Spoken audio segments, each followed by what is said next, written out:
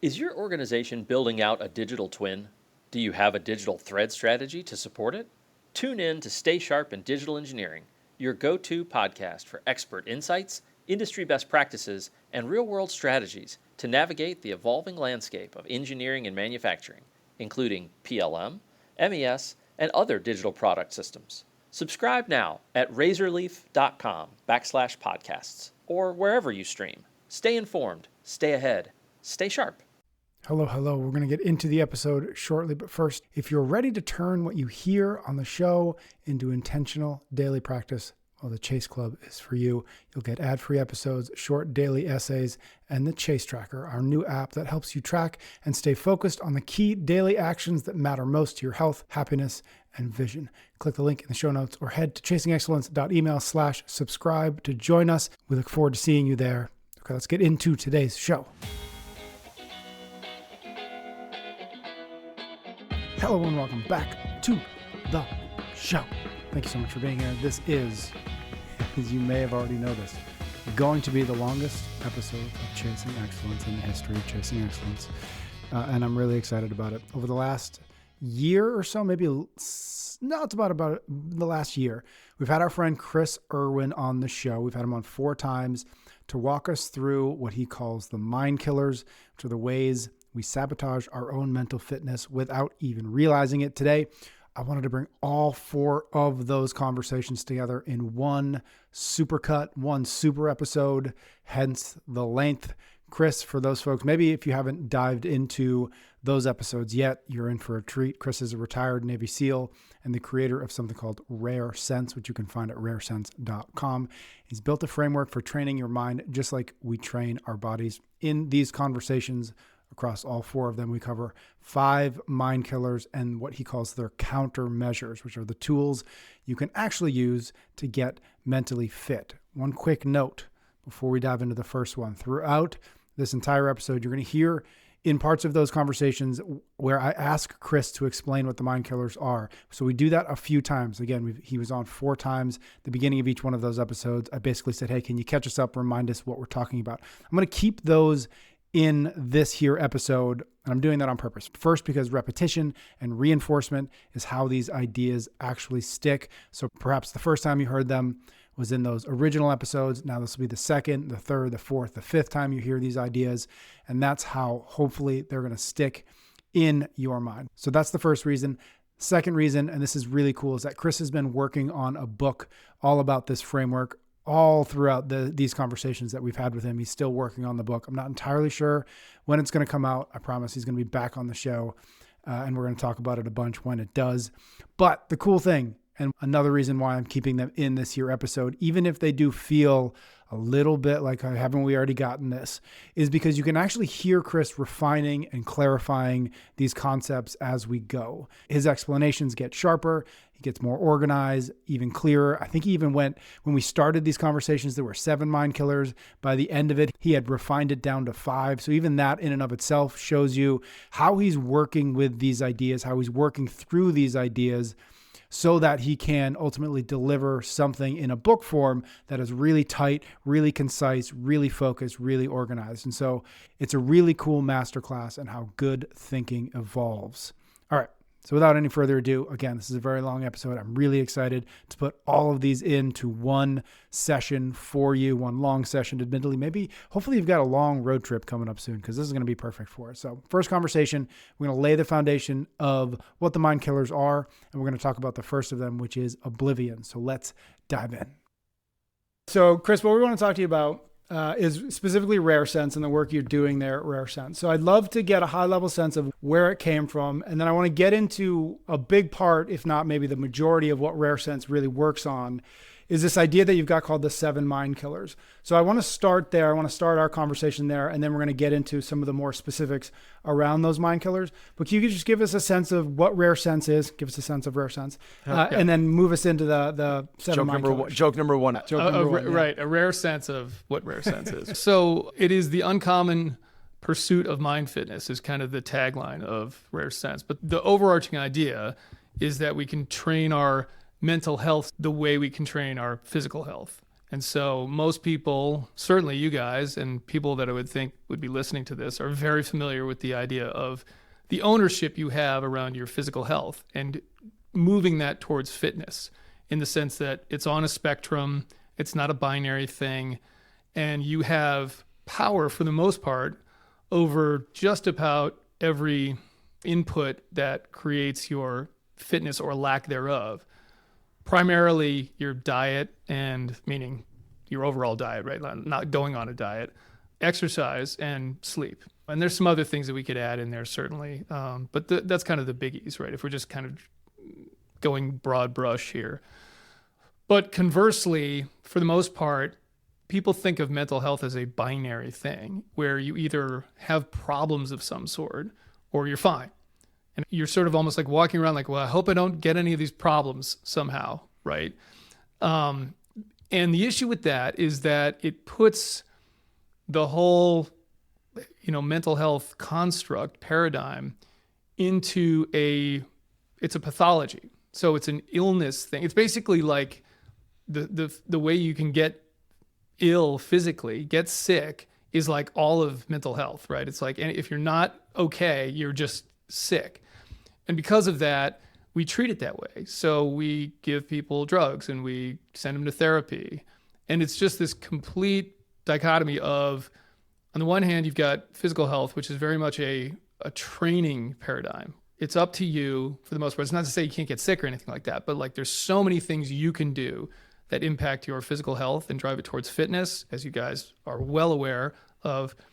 Where on the other side, mentally, it's a treating paradigm for the most part. We're just telling people it's not within your control. Like you just have to like hope you don't get one of these like brain diseases or whatever. RareSense is taking the tact of, no, that's not true at all. That's not the way it is for almost everybody out there. It's not to say there's no mental illness, but what we're dealing with for the most part is people that are mentally out of shape. And so therefore we need a training modality to teach them how to get in shape mentally. We need to view it exactly the same way. It's not binary, it's on a spectrum. And that's kind of that concept was the genesis of RareSense. Super interesting. Okay, so I mentioned the 7 mind killers. I'm going to give the 7 real quick just to tee us up here.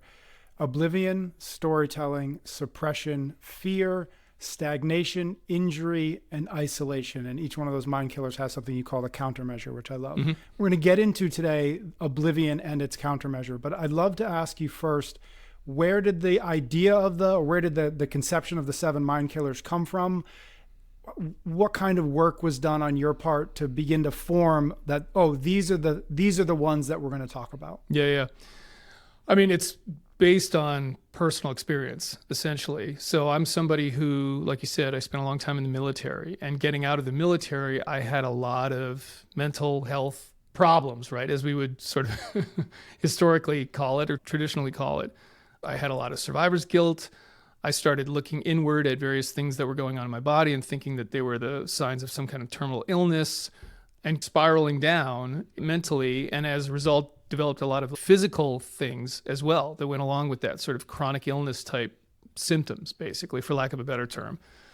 Based on what I knew at the time, I think like a lot of people that come from professions like that, I didn't want to share any of that. I felt very ashamed of it, didn't know what to do about it exactly. So I bottled it up, tried to suck it up, suffer in silence. That tends to be the modality that guys go with, a lot of guys, because that's what we know in terms of a tool. And that didn't work. And I went down the treatment kind of paradigm as well. I went to tons of doctors. I tried all sorts of supplements. Sort of traditional medicine was like, well, we don't know what's wrong with you. And there's a lot more to this too. I kind of fell off a cliff at one point too, about 5 years after I'd left active duty. And I went the alternative route. Like I said, I did all sorts of holistic stuff, took a gazillion supplements, and none of it really did much, honestly. I mean, some of it helped a little bit, but by and large, it just didn't work. So I got to this point where I was essentially suicidal, thinking, I just don't know the way out of this.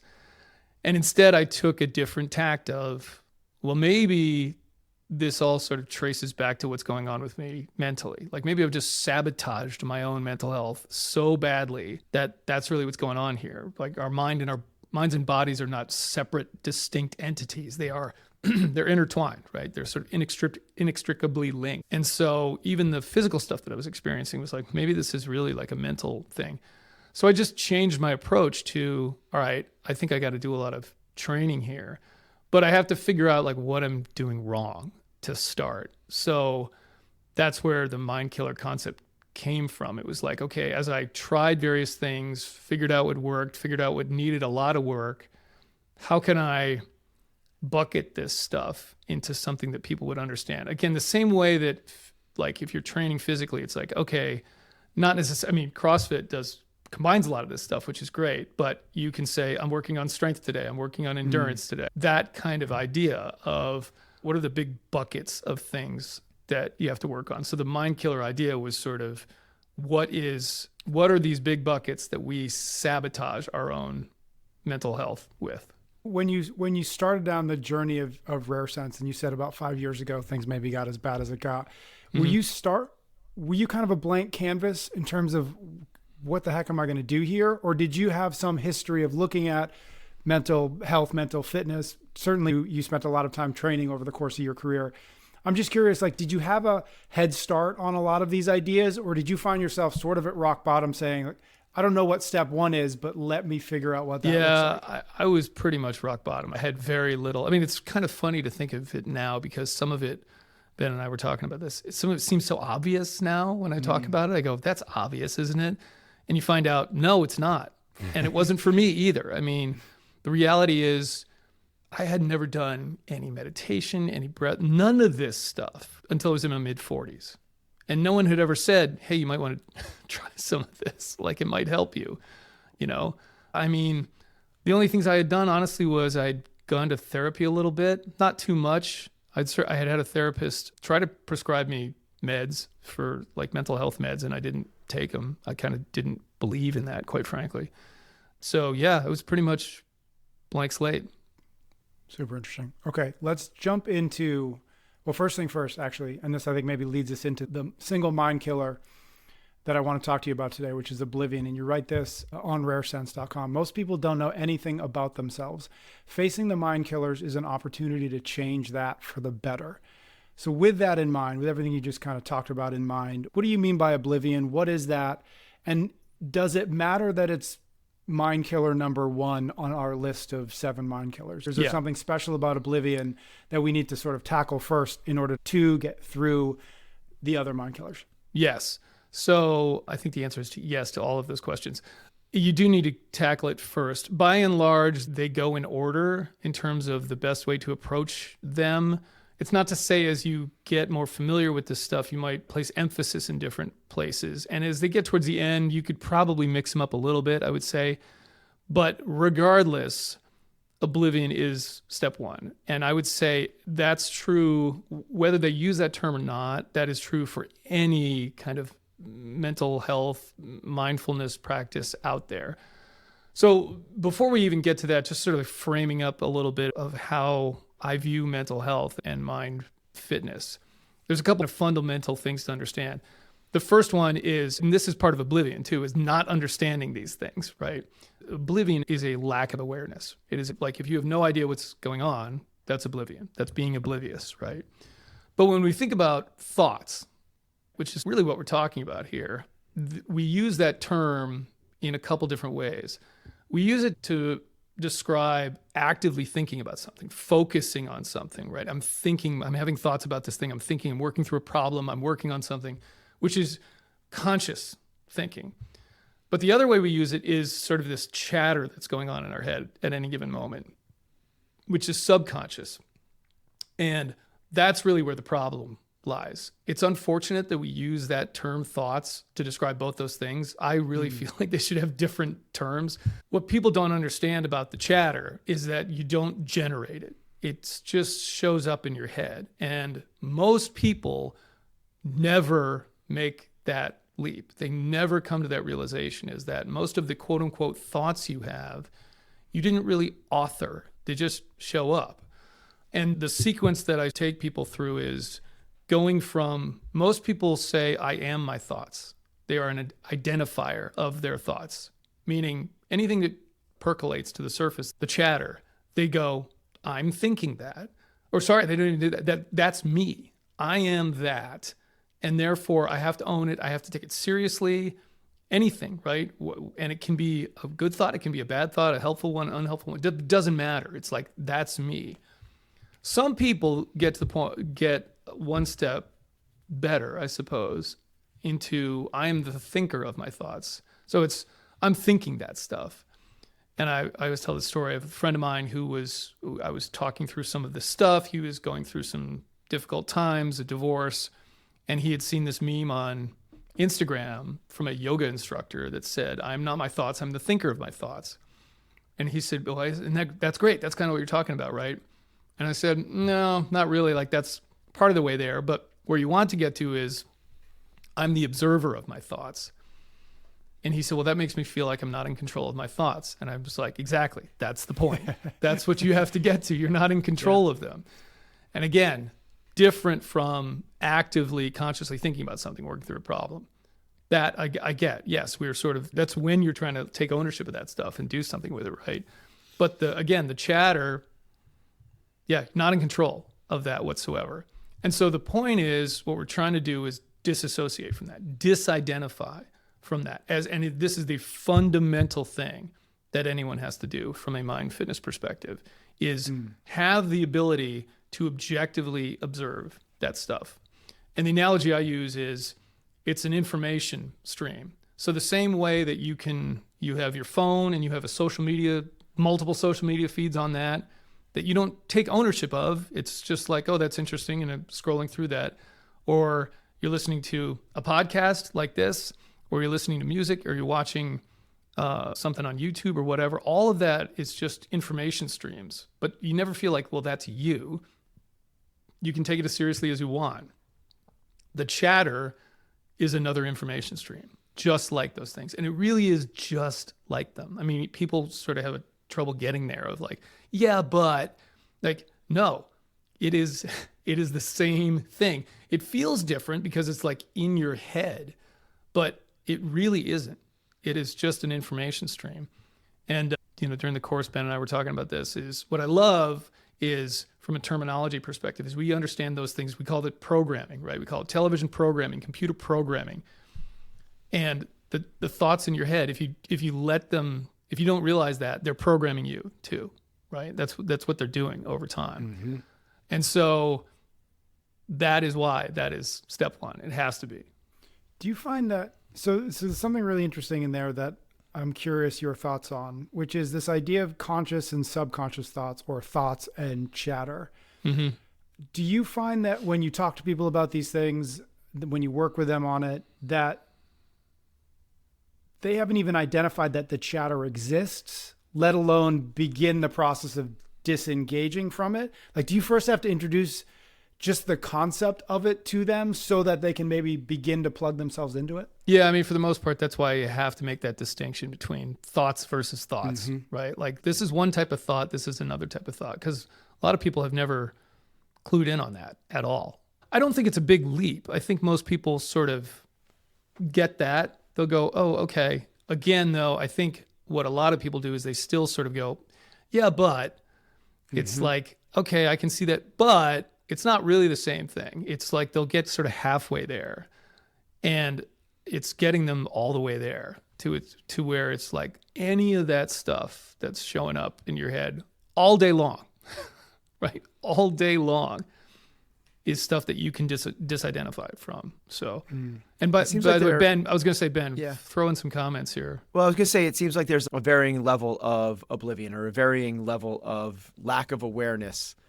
One could be that there isn't this distinction between these two types of thoughts, right? Another could be a lack of awareness that you don't control the subconscious chatter, that it is just there for your observation. And I think another one might be that maybe some people are aware that there might be that chatter, but they're not necessarily aware of the magnitude of it, or that it's there all the time. Chris, you gave when we were chatting about this, you were saying how it took a long time for you to realize the negative chatter that you had in your head while you were training. Yeah, right. Yeah. And it's like you've been training your whole life in a very, very meaningful way. You've accomplished incredible physical tasks, and you're still a really fit dude. But to have gone through decades and decades of training and essentially be oblivious, Yes. a really smart guy being oblivious to that negative thought pattern, that thought programming that was kind of permeating unconsciously. So there's that kind of spectrum of unawareness that maybe you had in other areas, but not in the one where I think it's the easiest to recognize it, just because I'm a coach Yeah, right. that does this for a living. So to me, that's where it screams at you. So, Yeah. That is, I mean, nobody is perfect at this either. Like as we get into sort of countering this, you still fall prey to it, right? Everybody does. The trick and the challenge is to have the ability to pull yourself out of it, hopefully at any given moment. And that type of thing where you're talking about, Ben, where I started to get into this and it was like I spend an hour in the gym every day or whatever. And one day it finally occurred to me, like, maybe I should become aware of what I'm thinking while I'm working out. It was like, there's some negative stuff going on here that I was never aware of, right? Yeah. So maybe for a little, Chris and I presented on this past weekend. So one of the participants came up to me today. We're now 48 hours removed from this, and we were chatting about it, and she kind of had that same realization in terms of how powerful the awareness part of that is, and how it is omnipresent. It is always there. And we were just kind of doubling down on that. Like, this is the deal. Like, there's a reason that this is Mind Killer number 1. Yes. Is because it all starts with awareness. And the example she was giving was, after my class today, I read a passage from a book to my 9:30 class. And she came up to after because we've already had like 3 conversations about this. And she goes, this is exactly the type of thing that my mom, because she's talking about her stepmom. She's like, this is exactly the type of book that my stepmom would read. But the thing that her stepmom is like, there's nothing for me to work on. She has no awareness at all of where she is in terms of, even forget about the voice, in terms of like mental health. She is incredibly mentally, I don't want to say mentally ill because that gives a stigma to it, but she's I like your term, Chris. She is 200 pounds mentally overweight. Yeah, right. I really like that perspective instead of mentally because we said it's either binary, right? You're either mentally well or you're mentally sick, mental illness. Yep. And she is very mentally out of shape, yet she has no concept that is something that she actually needs to work on, because she is living a very, very challenging life because of it. It permeates everything, including, as you said, her physical health is a mess because of it. So you mentioned awareness, which is the countermeasure. Oh, sorry. No, it's fine. We're going next. I think that's where we're going anyway. Natural segue. So just to clarify that term, the countermeasure is sort of the overarching strategy that we're trying to employ against the mind killer. The same way we would be like if we're working in strength, it's like, okay, we're in the strength kind of channel, so to speak. And then we have a lot of exercises that we can stack up in order to gain strength, build strength.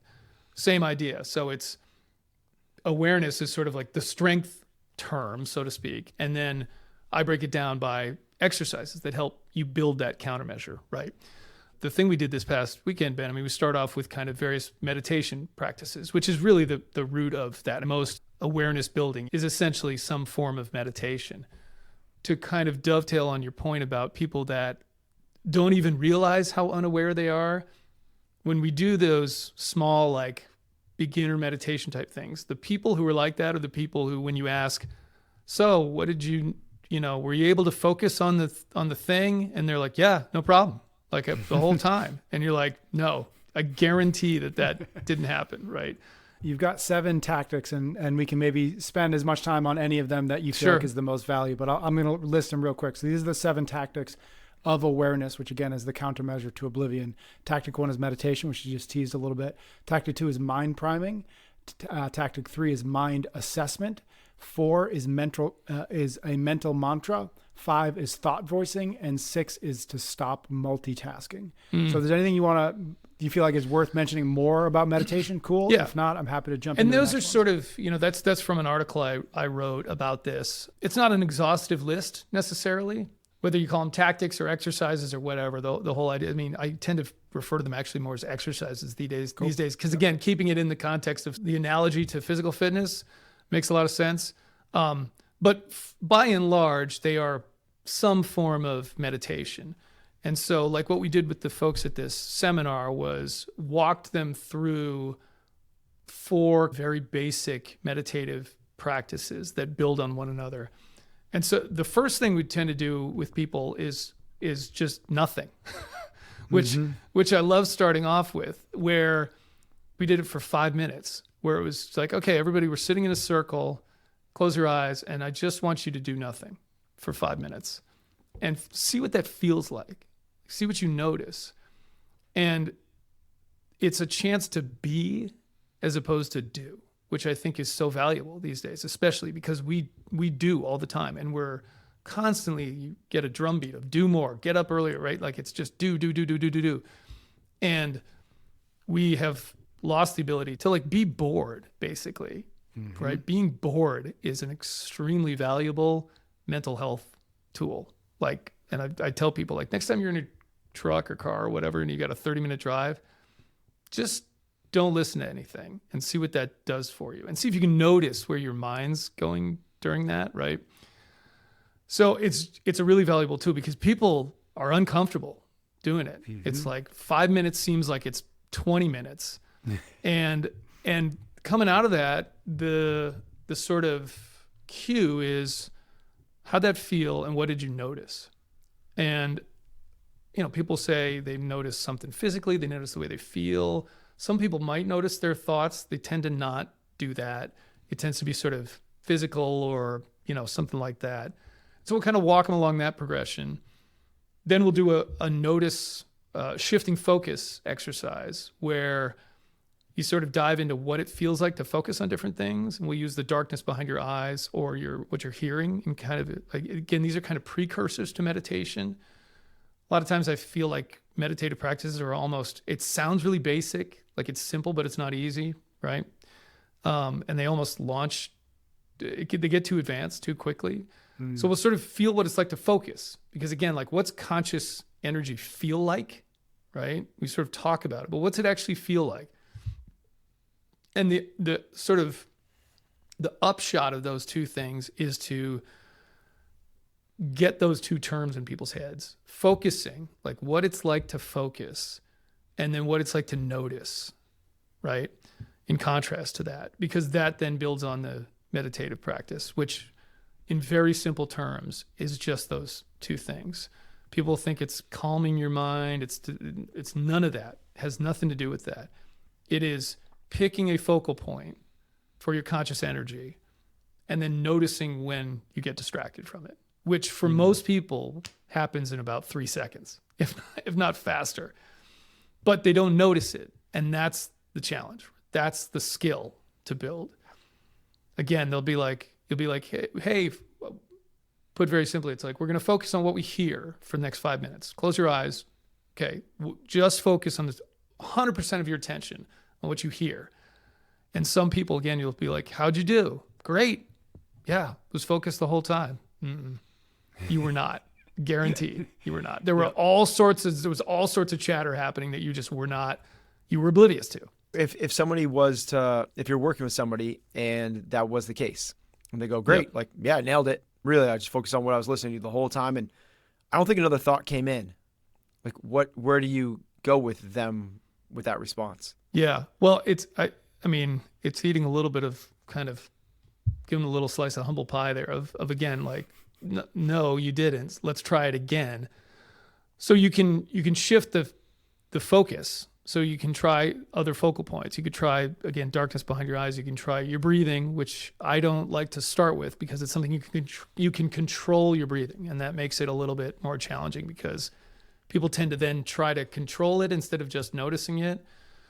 Or you can do the mind priming thing, which sort of like a mini meditation where you're literally just checking in on your thoughts. So sometimes that's a better approach for people where we're making the focal point the thoughts themselves.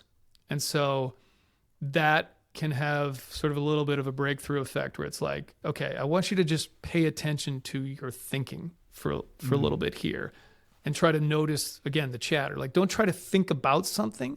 Try to just focus on your thinking, the quote unquote thinking, right? Because once they sort of can do that, that can help break it out where now they go, oh, okay, I see what's going on there. Now, if I'm trying to pay attention to something else, now hopefully they can notice when the thoughts interrupt that. A couple things. We started this with talking about oblivion, and one of the things we want to get folks to, we want to get ourselves to, is this recognition that we are the observer of our thoughts. And one of the things that, and this happens, I think, anytime somebody tries to meditate, certainly anytime I've tried, and but it was brought home over the weekend when, as you were doing these exercises, then you talk with the group about what they experienced, what they felt, et cetera. And almost to a T, when somebody had something to say, basically what they were saying was, I spent the whole time judging myself for feeling like I did the thing wrong. Yeah. And so that's really interesting to me, this idea of like, we want to be the observer of our thoughts, but we can't be the observer if we are actively judging ourselves for the thoughts, because if we're actively judging ourselves for the thoughts, in your metaphor, we're judging the radio station for playing the next song and the next song after that. That's right. We can't possibly separate ourselves if we are also at the same time taking ownership of it. And so how hard is it for folks, how hard is it for you as a coach, as somebody working with this, to get people to move from that, just, okay, cool, I observe it, I notice the thoughts, but man, I got my hands around that thing, and if that thought wasn't exactly what I hope it was going to be, I'm somehow failing, or I'm somehow a bad person. Yeah. I think to start, it's a great, you're right. We had a number of people who were like, oh, I kept thinking like, am I doing this right? Am I failing at this? Yeah. And it was getting them to the realization of like, you see how much judgment there is there, like how much the chatter is laced with judgment, right? So it's a great start. That's a great step. The fact that they even realize that's what's going on is a really good thing. Then it is, because they would even say, I noticed that, or so I was thinking this. And so it's then trying to reframe even that to, no, you weren't thinking that. You were noticing that thought was showing up, right? And the verbiage there is important. Like the terms we use are important. So because that's then helping you disidentify it. So it was like they're still, and again, this is like, people have never done this before. So it's like totally to be expected, right? It'd be like you'd never worked out before, and you're like, how come I can't deadlift 400 pounds? I mean, I thought, well, yeah, you've never done this before, so you shouldn't be surprised at that. It's making them realize again that awareness is great, but then taking it one step further and just being like, if someone came out of that and they said, I noticed that this thought showed up with sort of a judgment aura to it, that would be sort of like the perfect response, right? Because that's a complete observation and they had no ownership of it. Generally, people don't do that though. Again, they're like, oh, I noticed I was judging this and I was thinking this, and right? So it's such a good step on the journey though, right? It's totally, absolutely. Like, yes, we all want to be the detached observer. But as you said, that's the deadlifting 400 pounds. To me, if they're aware, and I had this experience, I was aware that I was judging myself in the middle of it, that's you are not in oblivion, is basically what it is. You're progressed past the oblivious state because you have so much awareness. We are not where we want to be. We are not the detached observer, right? Okay. Most of our people can't do 40 pull-ups and run 5-minute miles and have 8% body fat. But you are now in the mental gym and you are doing the work, if that's the case. What we don't want them to do is not enter the gym, right? That is the case where like, nope, I got it. I was good. Like, yep. Okay, what's the next thing? Right. Like, okay, Chris, what's step 2? Because I got this one. I nailed it. Yep. So that's like, I think that that detached program, I really like what you said is, I know, like, oh, that's a good one. Like, I didn't, man, I was really thinking about how ... And like I noticed that my thoughts did this is really cool. And maybe even that, I think it's just like as the constant nudging them of like retweaking that the thought experiment to retweak the narrative that they're telling themselves along the way. I think we're getting ahead of ourselves a little bit, but that's a really cool understanding. Because maybe just to go back full circle again, or not full circle, but back to the beginning, it's if we don't have this level of awareness, if we continue to live in the state of oblivion, that chatter will end up programming you. Yes. And that's what we don't want. We don't want to live as unconscious beings programmed by our genetics, our surroundings, our environment, our experiences. We want to take some level of control over this. And that's what basically we want to train it. And that's a dangerous place to be is in the default. Yep. Yeah. And on especially when you take into consideration that a lot of that programming is negative, right? So if you consider some percentage of that chatter is judgment back towards ourselves, if the bulk of that is negative and we let that program us, like just imagine where you end up after 20, 30, 40, 50 years of that.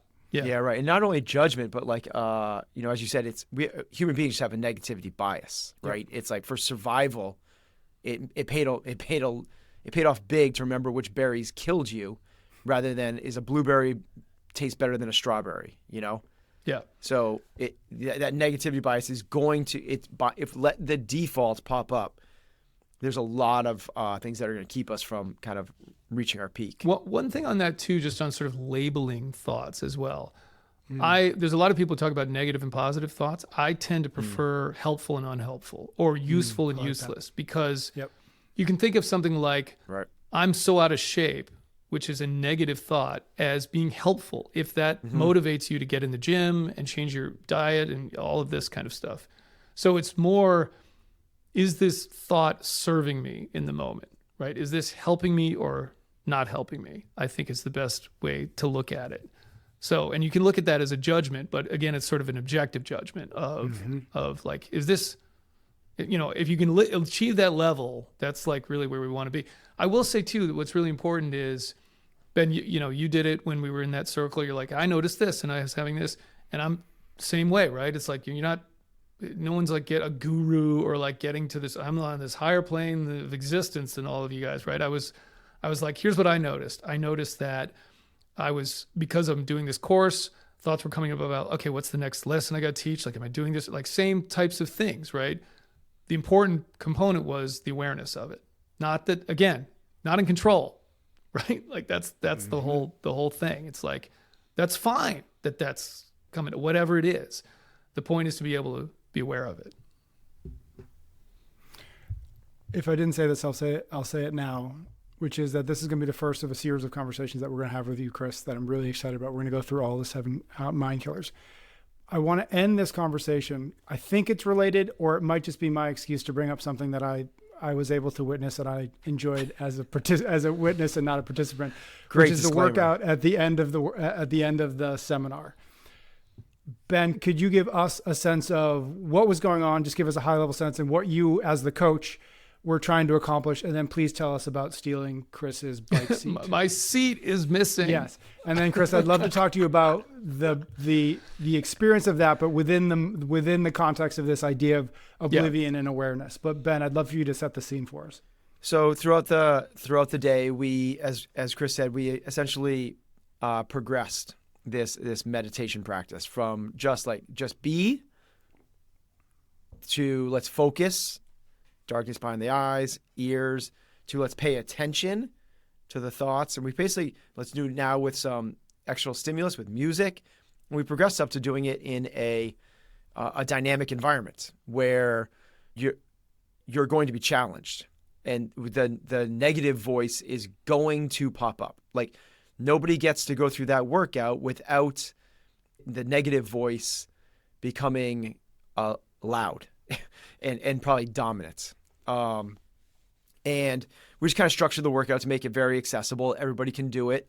and purposely so that everyone kind of gets to judge themselves not only against the feeling that they have, but you create a little bit of a race. So now there's like, not only that, there's social comparison. And, there's a lot of different dynamics that people have to deal with in everyday situations, the comparison thing.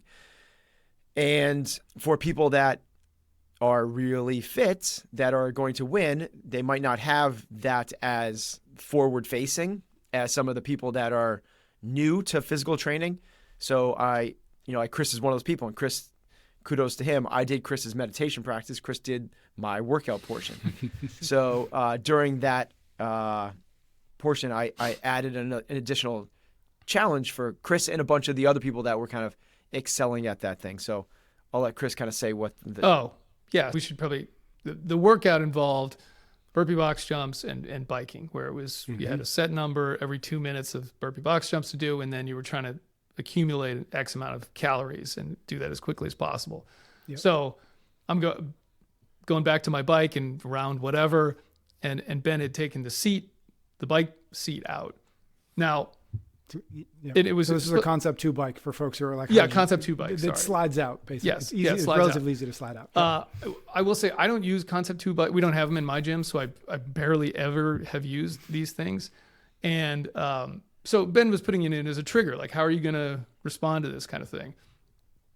I actually legitimately thought I had like accidentally pulled the seat out somehow, because even when I was setting the seat, it was like, wow, this is really sensitive. Like, it's really easy to pull up. And I thought, I got off and I grabbed it.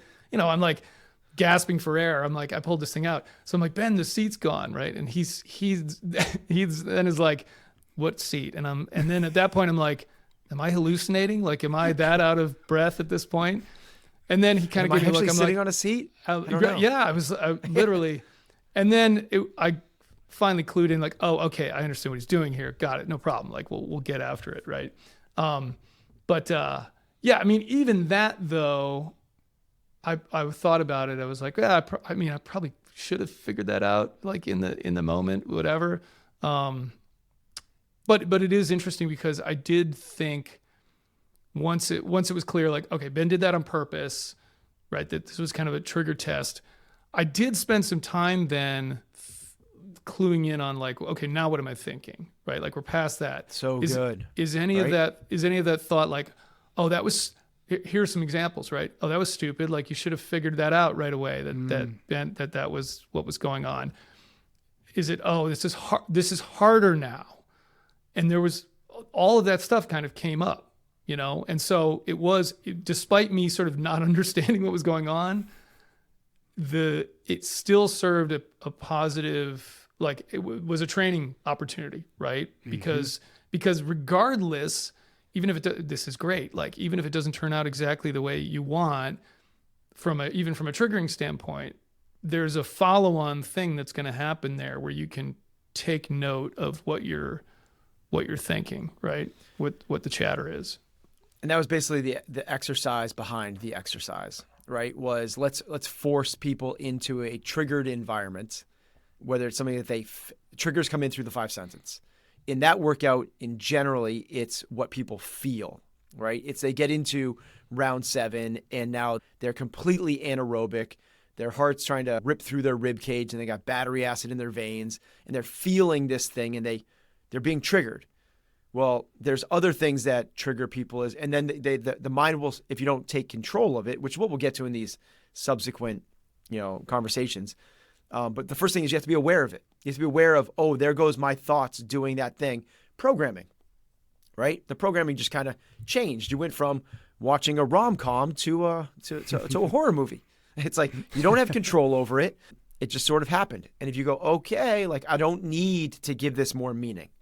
What Chris could have done is gone like, this is so unfair. Why did he do this? Like, oh my God, am I not going to finish now? I was in first. Now am I not going to finish first? And like, just layer on and people that don't have Chris's wherewithal, Chris's practice, Chris's understanding of this is where they go. I've done this with my games athletes and they've stopped. Really? Yep. Wow. Yep. It's so interesting. So it's like one of those things that like, in this small little circle, who we've talked about this a lot, and we've worked through this a lot, we don't recognize how much something that triggers you, and if you don't have that level of awareness of where this goes down, people go, really? What do you mean they would stop? That's the same thing as an athlete arguing with a ref during a game. Yeah, right. It's and this is why we do it. This is something that's outside of your control. You don't have control that the seat is no longer on the bike. How are you going to respond? Yeah. That's it. The ref called a bad call on you. It's done. It's gone. How are you going to respond to that? Maybe you're just like, but you don't visibly respond, but inside it's eating you up to the point where it's deterring your performance. Well, that's something we got to work on. And this is why I believe that this aspect of training to become an elite performer is as important as what's your Fran time, what's your mile time, how many pull-ups can you do, and all the rest, because that's your potential. Yep. But very few people have the ability to actually perform at or even close to their potential when things don't line up with their expectations. If it's lining up with their expectations, sunshine, rainbows, 70 degrees, winning by 30 points in the fourth quarter, I know what it's going to look like. We know it's going to look like. What happens when, example is in the 2015 CrossFit Games when you got to get on a plane and the plane is delayed on the way back and you get back at 2 a.m. You have to be on in the Pacific Ocean at 7 a.m. next morning.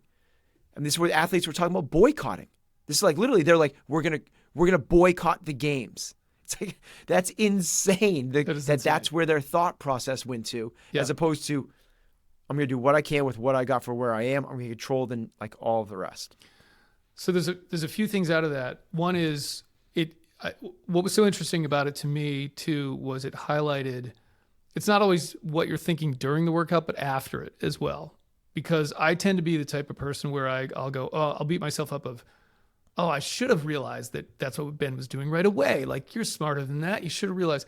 And again, that's chatter that goes. And so like, that was a really good, it helps to be in this environment where we're really into this stuff too, at least for me and hopefully other people as well, because I was really noticing, I'm going there right now. Like, we don't need to do that, right? No one's judging. I love that so much. I just want to pause on that. I'm going there right now. I don't need to do that. Yep. That is so, if you have that level of awareness of where your voice, because it's going to do that. Yes, it will. Yeah. Right? It's going to do that. But if you don't go with it. Yep. That's the magic. It is.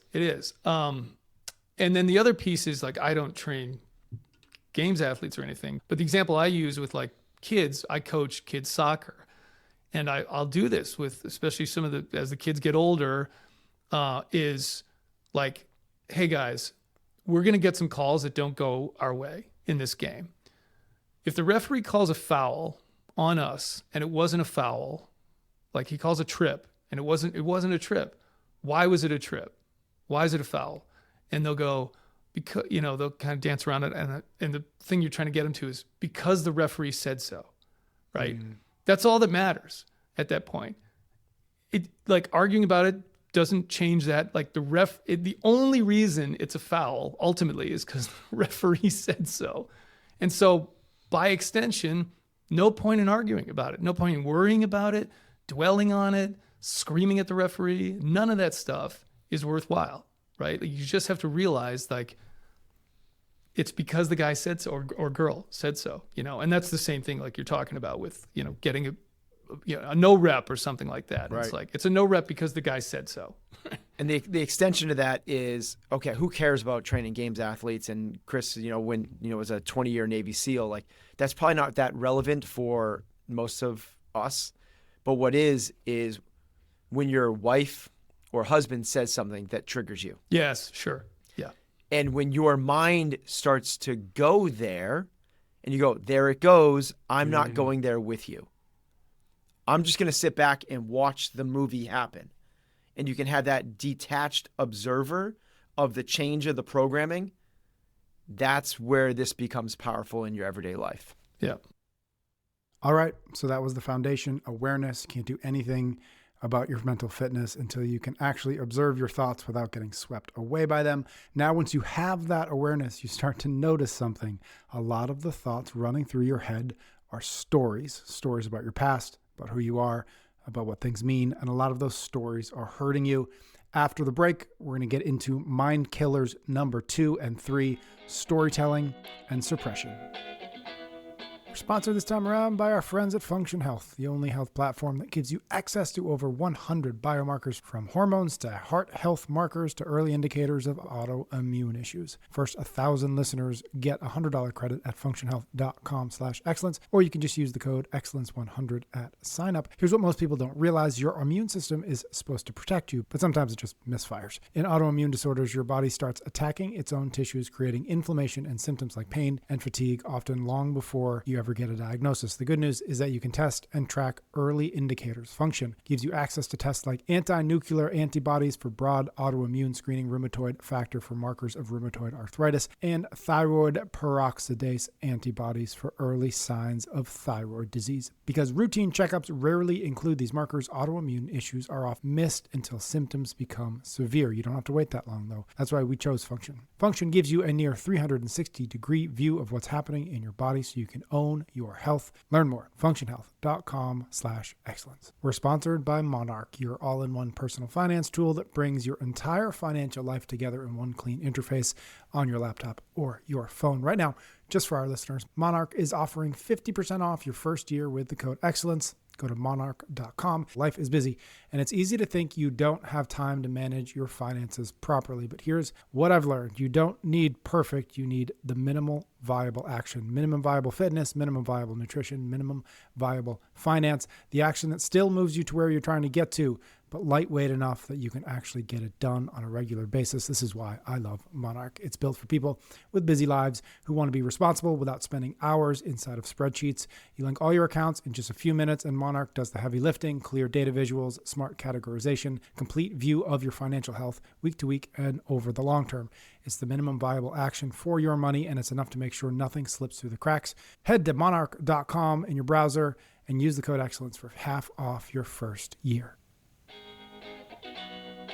We're just going to roll right back into a conversation about the MindKillers, and specifically about the next 2 MindKillers, storytelling and suppression. Before we do, Chris, I have a 1-sentence descriptor of what MindKillers are. I want you to tell me if this is right, and then give me a little bit of context for folks if they haven't, or if they just want a reminder as to like what these MindKillers are. What are we actually talking about? Mm-hmm. And so here's my 1-sentence descriptor, which is: MindKillers are obstacles or patterns of thinking that sabotage our mental fitness. Close? Good? Yeah, definitely sabotage our mental fitness or sabotage our mind fitness. It's not necessarily patterns of thinking, because some of this stuff actually has to do with feeling, and some of it has to do with even sort of cognitive development, so to speak. And so it is, I would probably summarize it better as kind of mental behaviors or mental patterns that we have, so to speek. And propensities. Conscious and unconscious, or subconscious, right? Yeah, both. Yep, for sure. And as we've talked about, a lot of this hinges on unconscious thinking and how we respond to that, right? Mm-hmm. And the first MindKiller that we talked about last time around was oblivion, the countermeasure to that being awareness. So part of that is bringing things from the subconscious or the unconscious into the conscious, so that we can, in your words, we can actually train it like we do our physical fitness. Yeah. I mean, quick recap on that, right? I mean, like you said, people can go back and listen to this. That component is so foundational, because the ability to objectively observe, especially unconscious thought, chatter, as Ben and I would refer to it, is the first thing you absolutely must do. You can't do anything else until you can have that ability to do that. Take it. Okay, so let's jump right into storytelling. I just want to read a little bit from one of your articles on RareSense, and we'll link to everything in the show notes and the listener guide. But you wrote this, which I thought was great. You are the author and the audience. And you wrote elsewhere, when I was in the thick of my negative storytelling, I thought everyone judged me the same way I did, but that wasn't true. They weren't even telling a story about me. They didn't care. They were too busy narrating their own stories. In all cases, there was only one main character and one person in the audience. It's the same person, oneself. I just thought that was such a powerful thought or idea or even metaphor that you are both the author and the audience. So let's walk into this conversation about storytelling, maybe with that as our start. Yeah. Well, let's be clear. When it comes to mental behavior, the stuff that does not become audible in any way, shape, or form, that's true with all of it, right? Like there's one author and there's one audience, and that's true for everybody. That's a really important thing to just kind of hang on for a second, because so much of suffering is self-generated and literally has nothing to do with anybody else other than ourselves. And look, I had to have this conversation, just to pause real quick on this. I had this conversation with my oldest son. He's 17, and he's a figure skater, competitive figure skater. Anyone who's heard me on podcasts, I'm always talking about my figure skating kids. And he's also a very talented musician and is very serious about music and band. And he was doing this combo thing for the Winter Wonderland on Ice, like the Christmas ice show figure skating thing, where they were doing a routine, and then at the end of it, he like went backstage, got his saxophone, and then came out on the ice and does a sax solo on his skates. Now, he's not doing anything technical while he's doing that, but still pretty cool, right? He's like done all this cool figure skating. He's out of breath too, and he's trying to blow into the saxophone and create music.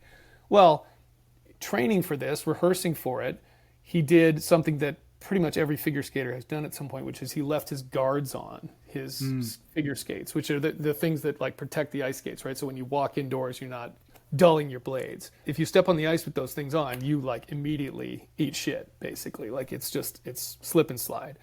Every skater, I think, has done that at some point. Well, he did it with the saxophone, where he's holding the saxophone. And the coach was like, "Get out here," and he ate it, and he like falls over. He's trying to guard the sax, but it bent the bell of it and got a dent.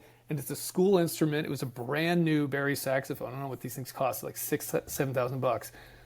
And he's all upset about it, as you would be, right?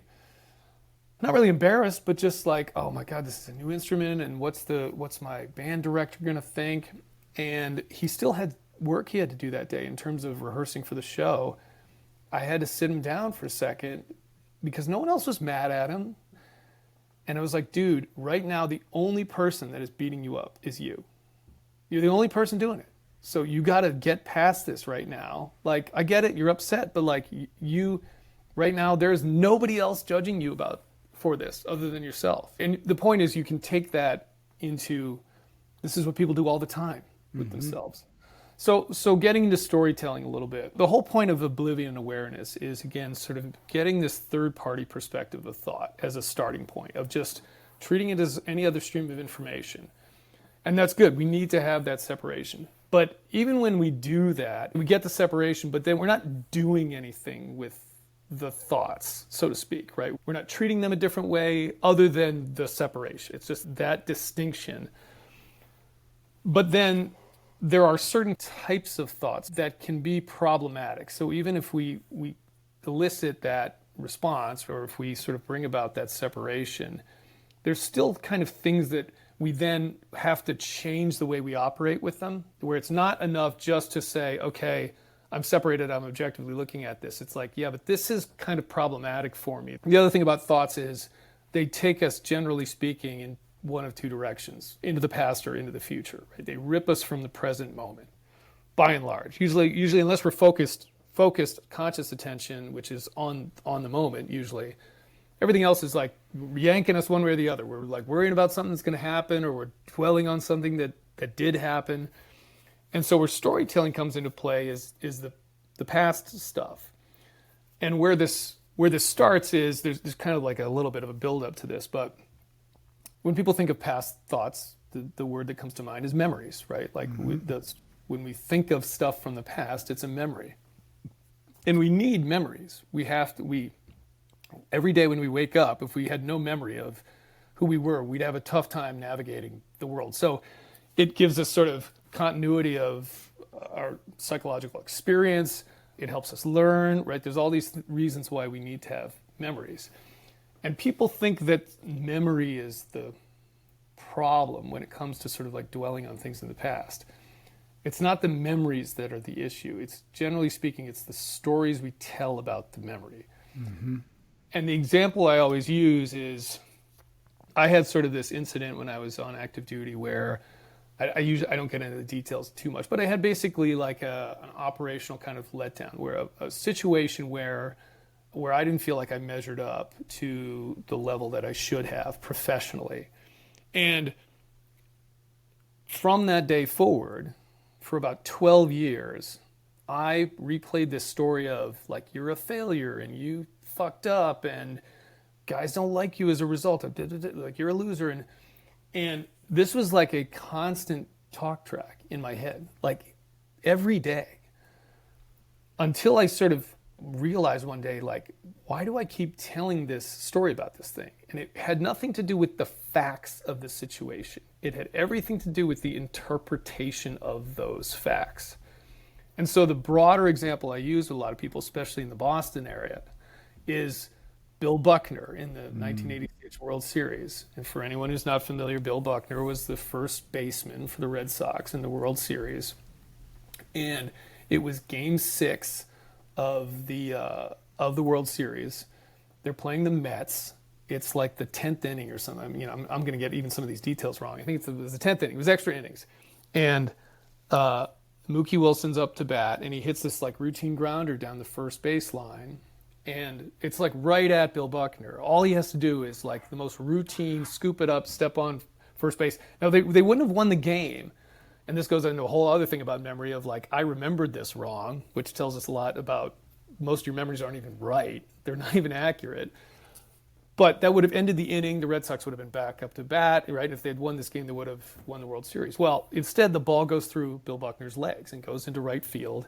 Ray Knight, who's on second base, scores, and they win the game. And then the Mets won Game 7 as well. The Red Sox lose. And this is Curse of the Bambino. This is like, oh, it's destiny. And everybody, like in Boston, heaped all of the blame on Bill Buckner as if he lost the World Series for them. Meanwhile, like Bob Stanley had thrown a wild pitch, and there's all sorts of other things that go into play here, right? The thing that happened is that the ball went through Bill Buckner's legs. All that other shit is a story around that. And there's a whole group of people who were rooting for the Mets who told a completely different story about it. That was all about victory and their destiny, right? So the whole point of that is like the interpretation of these events where we sort of base our identity when it's stuff that happens to us is all a choice. It's all a matter of like, what story do we want to tell about these things? And that's a very natural human characteristic there because we love stories. Like this is kind of how we help come up with morals and lessons and teachings and everything, right? Like we're so, like storytelling is part of our culture. But when we turn it on ourselves and we take some memory that doesn't intrinsically have any sort of negative or positive anything, truly, like the worst thing that can happen to you intrinsically is not inherently like positive or negative. We spin it, that's the problem, right? And so what we have to learn how to do is recognize that and realize that we can tell a completely different story of this, or what we call reframing. A couple things just to go back. First, I think that the fact that your son wasn't embarrassed when he fell on the ice, it speaks so much volumes to the environment that he's been raised in. Because I think that would be the natural default for a lot of people. And that's so far already like up the mental, emotional ladder, fitness spectrum. I think that's really, really cool. The other, when you were talking about the Billy Bean, but the Billy Buckner, in Boston, what you were saying, I don't think people outside of Boston recognize how deeply entrenched this storytelling was in terms of the Red Sox can't win.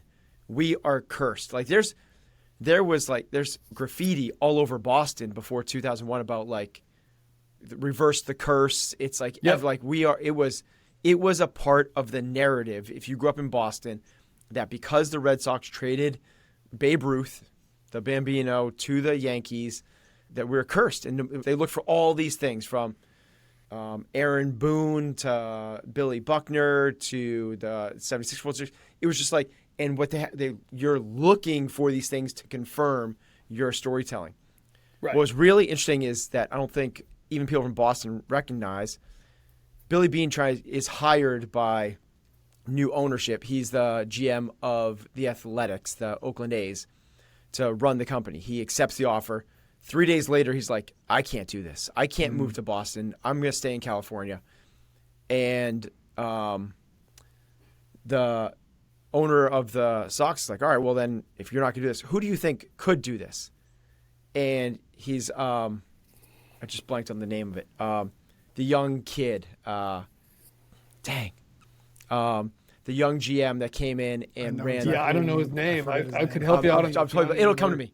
Anyway, they're like, you need to get this, the kid.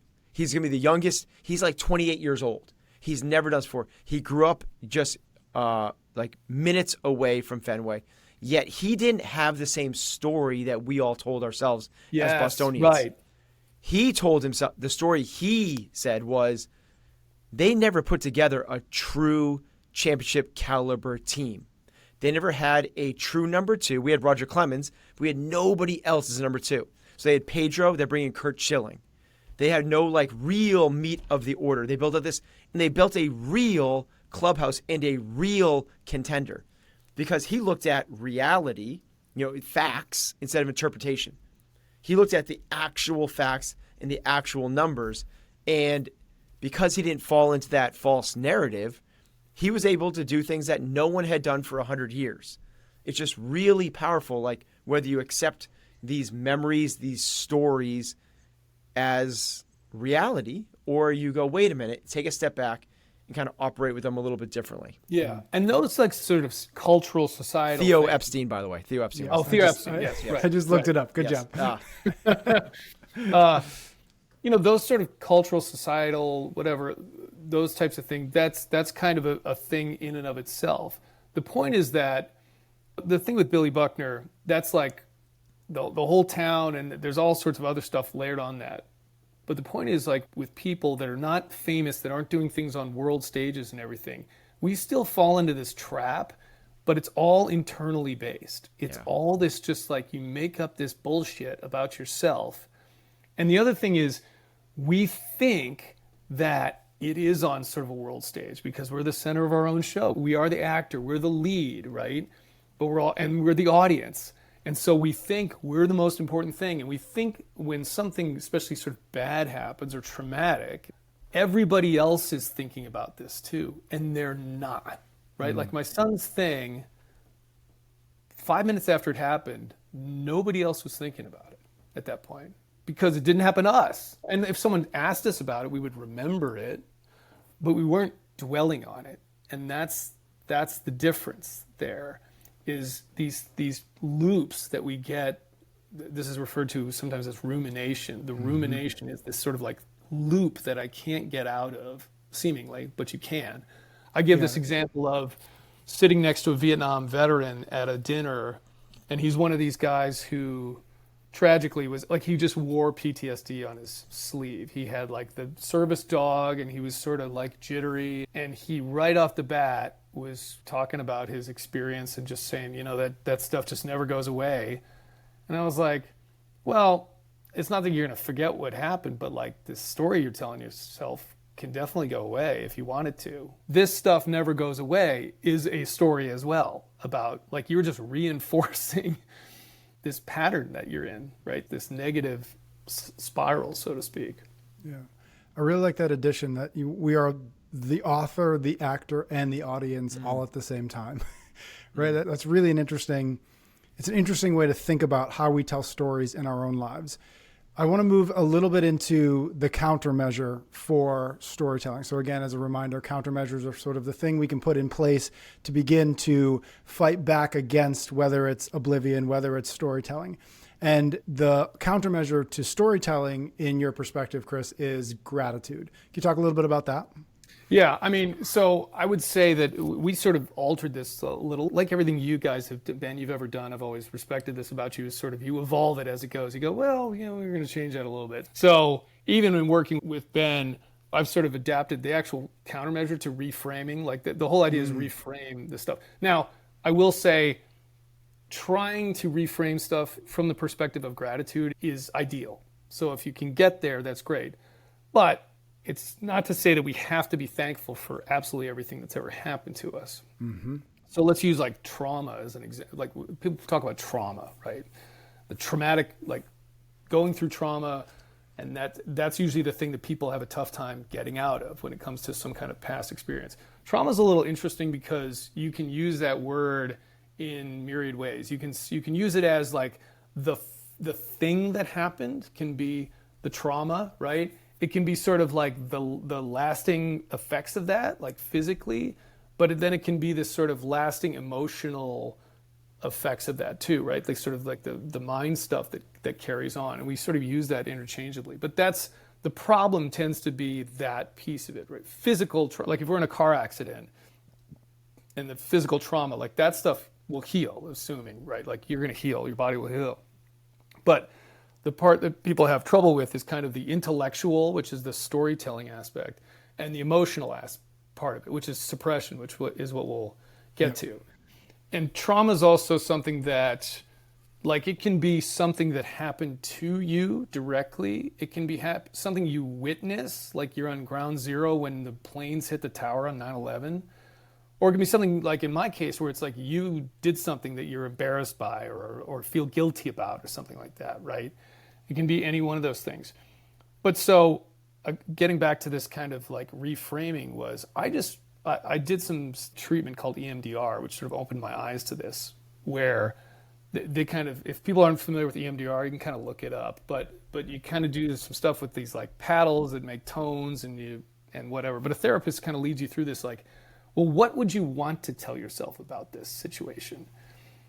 And you go through this process and like you come out of it, and for whatever reason, it just kind of makes you realize like, I don't need to tell that story. Like I can tell a different story about this. Why am I telling this?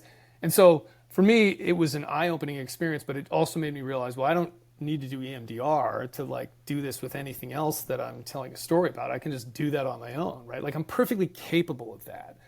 And it goes back to when people say, well, you know, I'll always tell that story. Like that's a story too. Like, you know, you just like gotta kind of keep, but the whole point is like reframe it somehow. So let's envision like the most traumatic, like someone gets assaulted, is like physically assaulted, like terrible, horrific stuff, right? You could tell a story of victimhood on that for the rest of your life. And this is an incident, by the way, all these things that we're talking about are things that do not exist anymore, whatever they are, right? 9/11 doesn't exist anymore. Being assaulted by someone doesn't exist anymore. Ball going through Bill Buckner's legs does not, like the thing is gone. So the only place that it exists, that it manifests is in here, internally to somebody, right? You could change that story to, I went through this terrible thing and look how strong I am as a result, right? You can tell that story. Mm-hmm. It doesn't make the thing not terrible or whatever, but it's like, I'm stronger because of that, and I can actually go tell other people how strong they can be after something like that. That's a completely acceptable story to tell. And that's just a reframing of the incident. That's all it is. And to take it one step further, like you were saying, you can say, you know what, I'm actually thankful that happened because it gave me an ability to talk to other victims out there in a way that I couldn't before, and that kind of thing, right?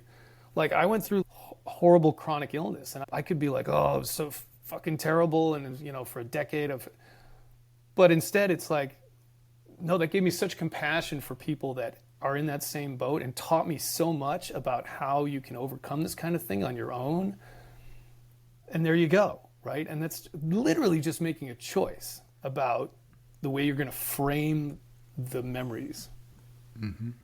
I really like the choice aspect to that. There is a difference between being a victim and a victim mindset. We talked about that before. There's somebody I came across, Elizabeth Smart, and people might remember that name, kidnapping victim. The story she told herself after the event was, I'm ruined forever. At 14 years old, she's kidnapped from her bedroom in Utah by a religious fanatic, held captive for 9 months, repeatedly assaulted, brainwashed. And then after being rescued, she struggled with shame and guilt. Society labels sexual assault victims as damaged, and she feared that her future was gone, like completely destroyed. Her mother, powerful woman, told her something else. She said, what this man did to you is terrible, and there aren't words strong enough to describe how wicked and evil he is. But the best punishment you could ever give him is to be happy. Yeah. The story she told herself after that was, I am not ruined, I am strong. And she went on to become an advocate, leading national campaigns, written books, started foundations. She refused to let her past, the thing that happened to her, define her. There's a choice. There's completely a choice. Yeah. And there's people that will even hear that and they'll say, yeah, but my circumstance, blah, blah, blah, whatever. And the thing that you have to, this gets back to recognition of thoughts, is like, that's a story too.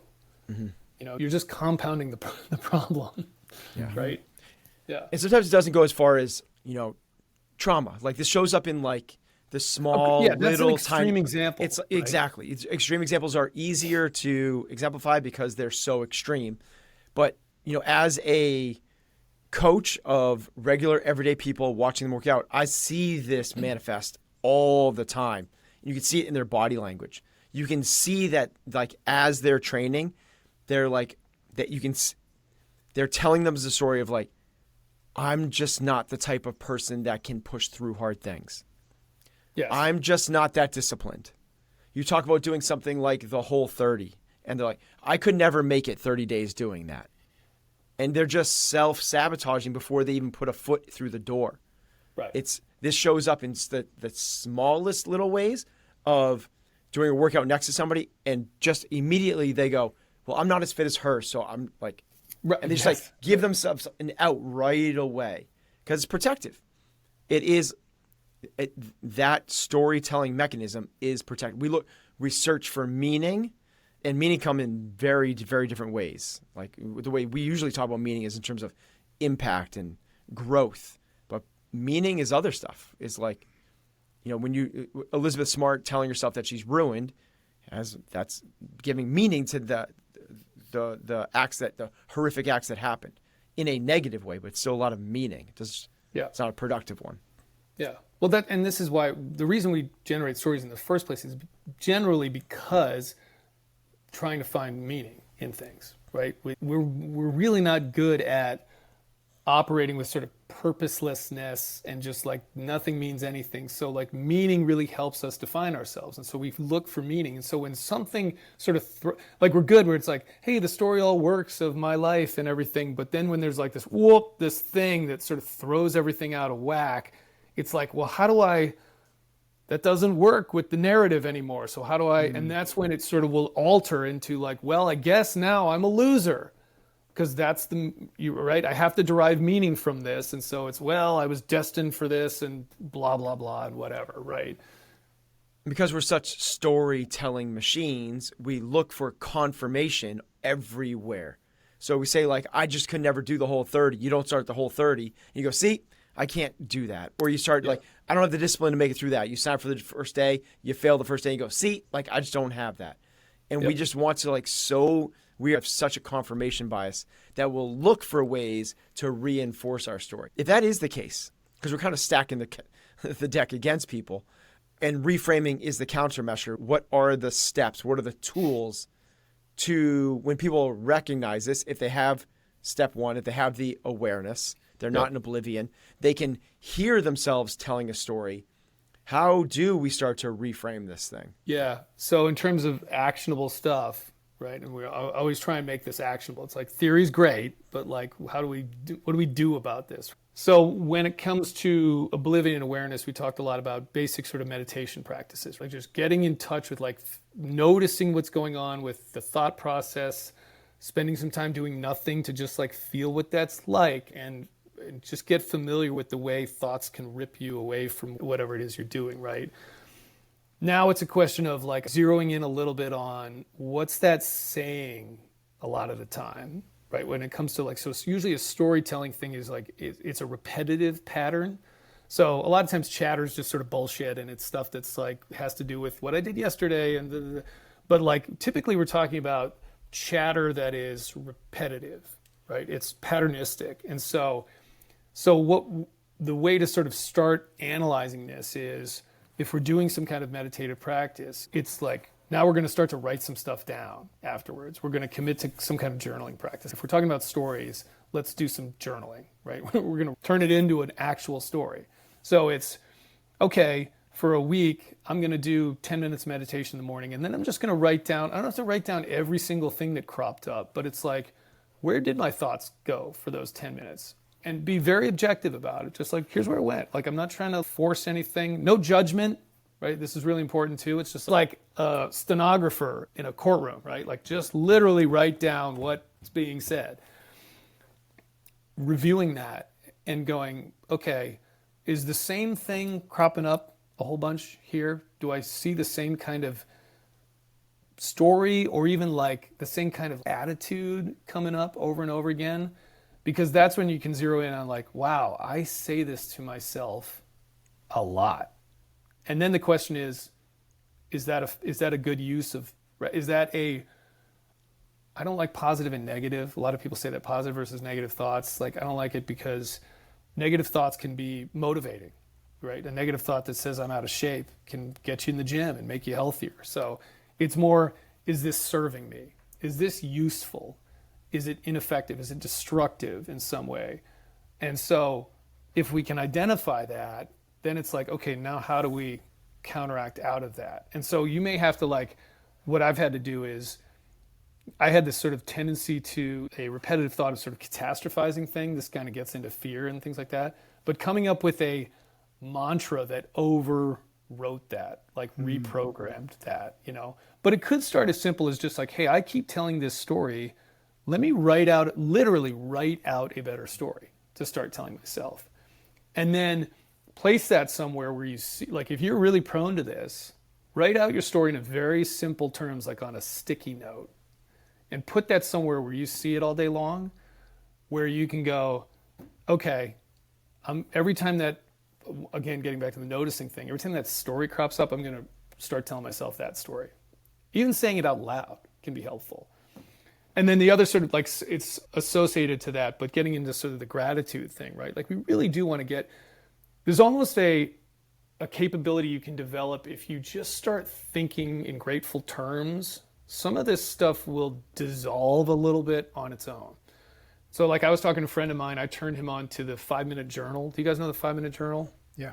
Really simple practice, right? It's like 1 page a day where you just sort of set an intention, you say things you're grateful for.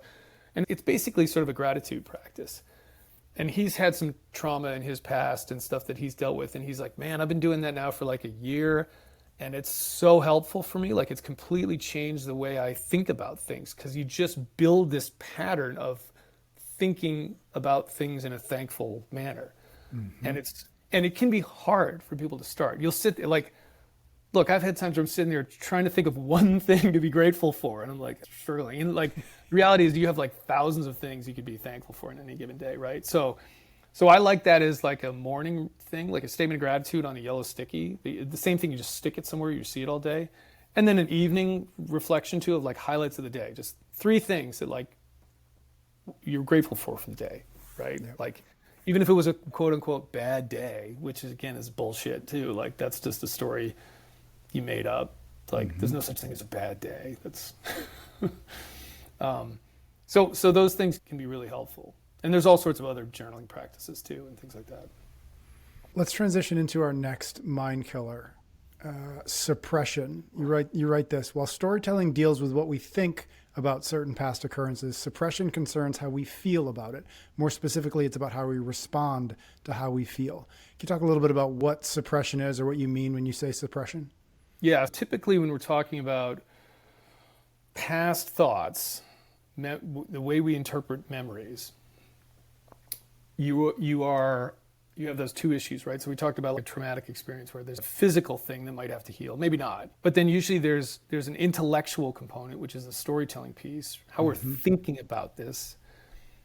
And then there's an emotional piece to it, which is how we feel about it.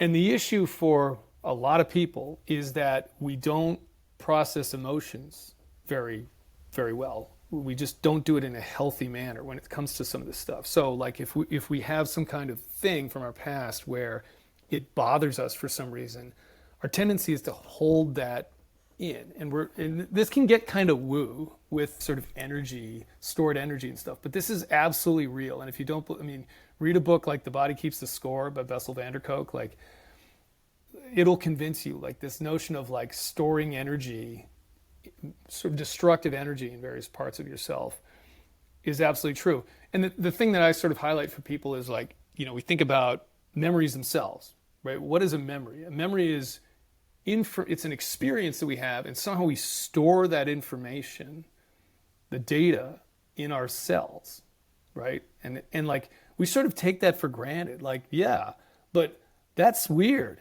If you think about it, like the fact that I can imprint, like I have an experience and somehow that information is imprinted in me that I can then recall. And there's a whole thing about how that works, and it's not how people think. It's not like a file cabinet where you just go like, oh, here's the memory and here's exactly how it happened. That's not what happens at all. But the fact that we can do that, who's to say that the only place that information gets stored is just in our brains, and just that it's information, right? That it doesn't have energy associated with it, positive or negative, whatever you want, however you want to classify that. The reality is it can get stored in different ways. And this can be really, really, really unhealthy for people. Men especially, and I don't want to get too, broad brush on like the genders and what we're prone to the way to act, but I can tell you from like a special operations standpoint, like spend a lot of time dealing with immense tragedy, loss of teammates, wounded guys getting blown up and shot, all this kind of stuff, where you do not allow yourself to process it emotionally, which is to say energetically, right? Mm-hmm. We just suppress it. We just like, well, I'm not going to deal with that right now. I'm not like, this is a perfect time where naturally I should be bawling my eyes out, and I'm just going to stuff it all down. And we treat emotions as if they're not required. And this is probably my one beef with like stoicism, because stoicism can kind of go this route of like, just, it's not to say don't deal with your emotions, but just like think rationally about them and they'll all be fine and everything. Like, no, we have emotions for a reason.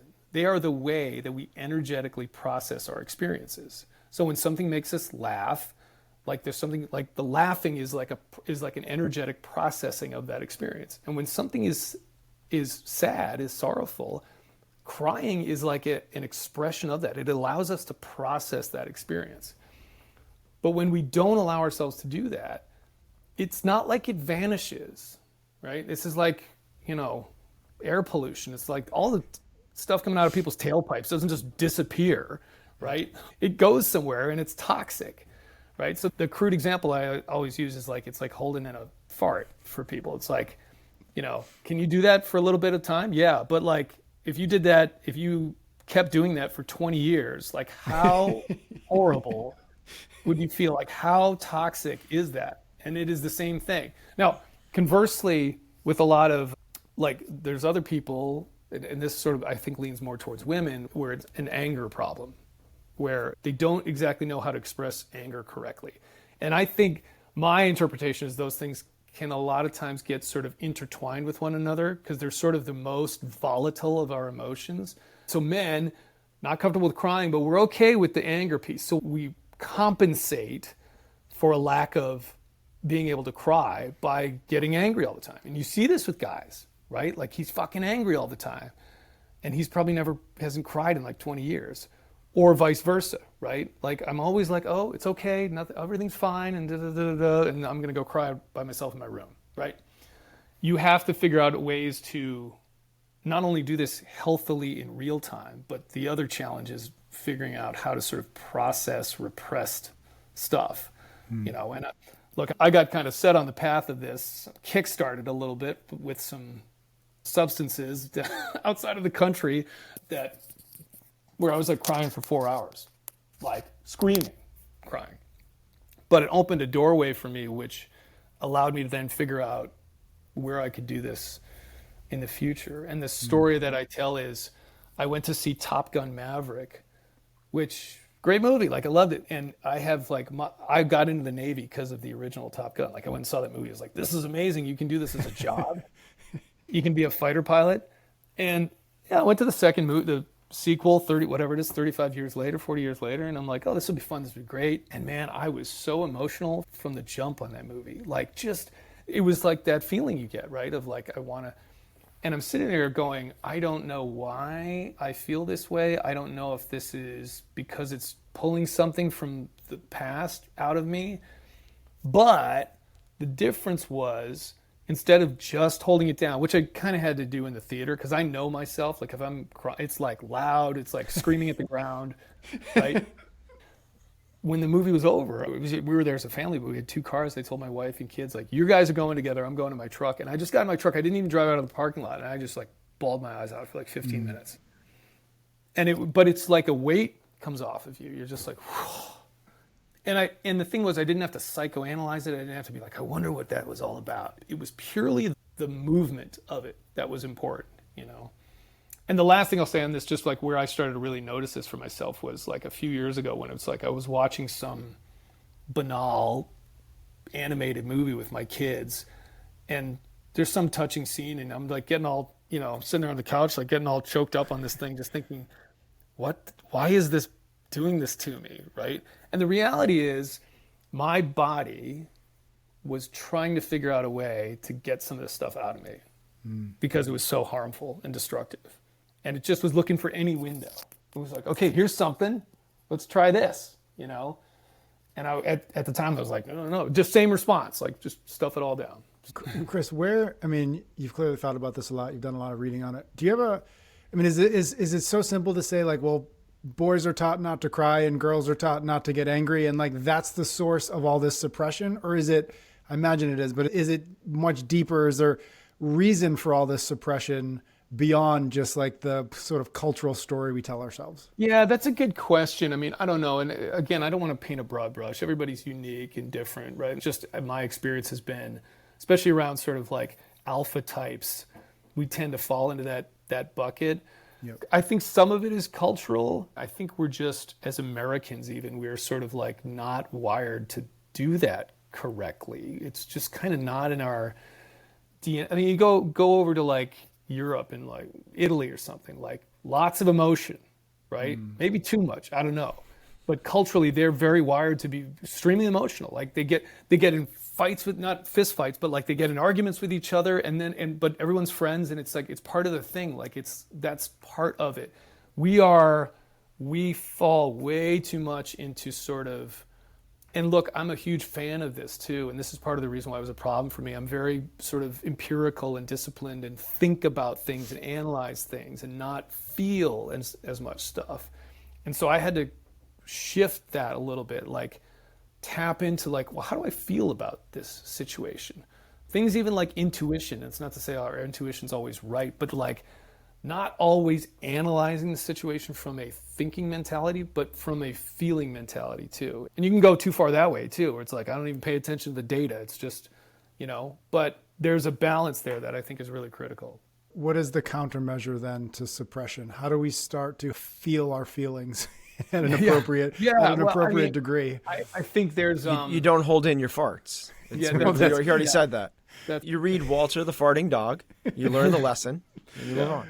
I'd like to say that my boys don't have any problems with that. So if you'd like to learn, come on over. There's, certainly there's things where it's just as simple as like you starting to recognize some of the stuff when it crops up and figuring out a way, especially if you've done it for a long time. It's like so less crude example, it's like keeping the cap on a soda bottle, shaking it up, and then at some point, if you unscrew the cap, it's going to explode, right? Yep.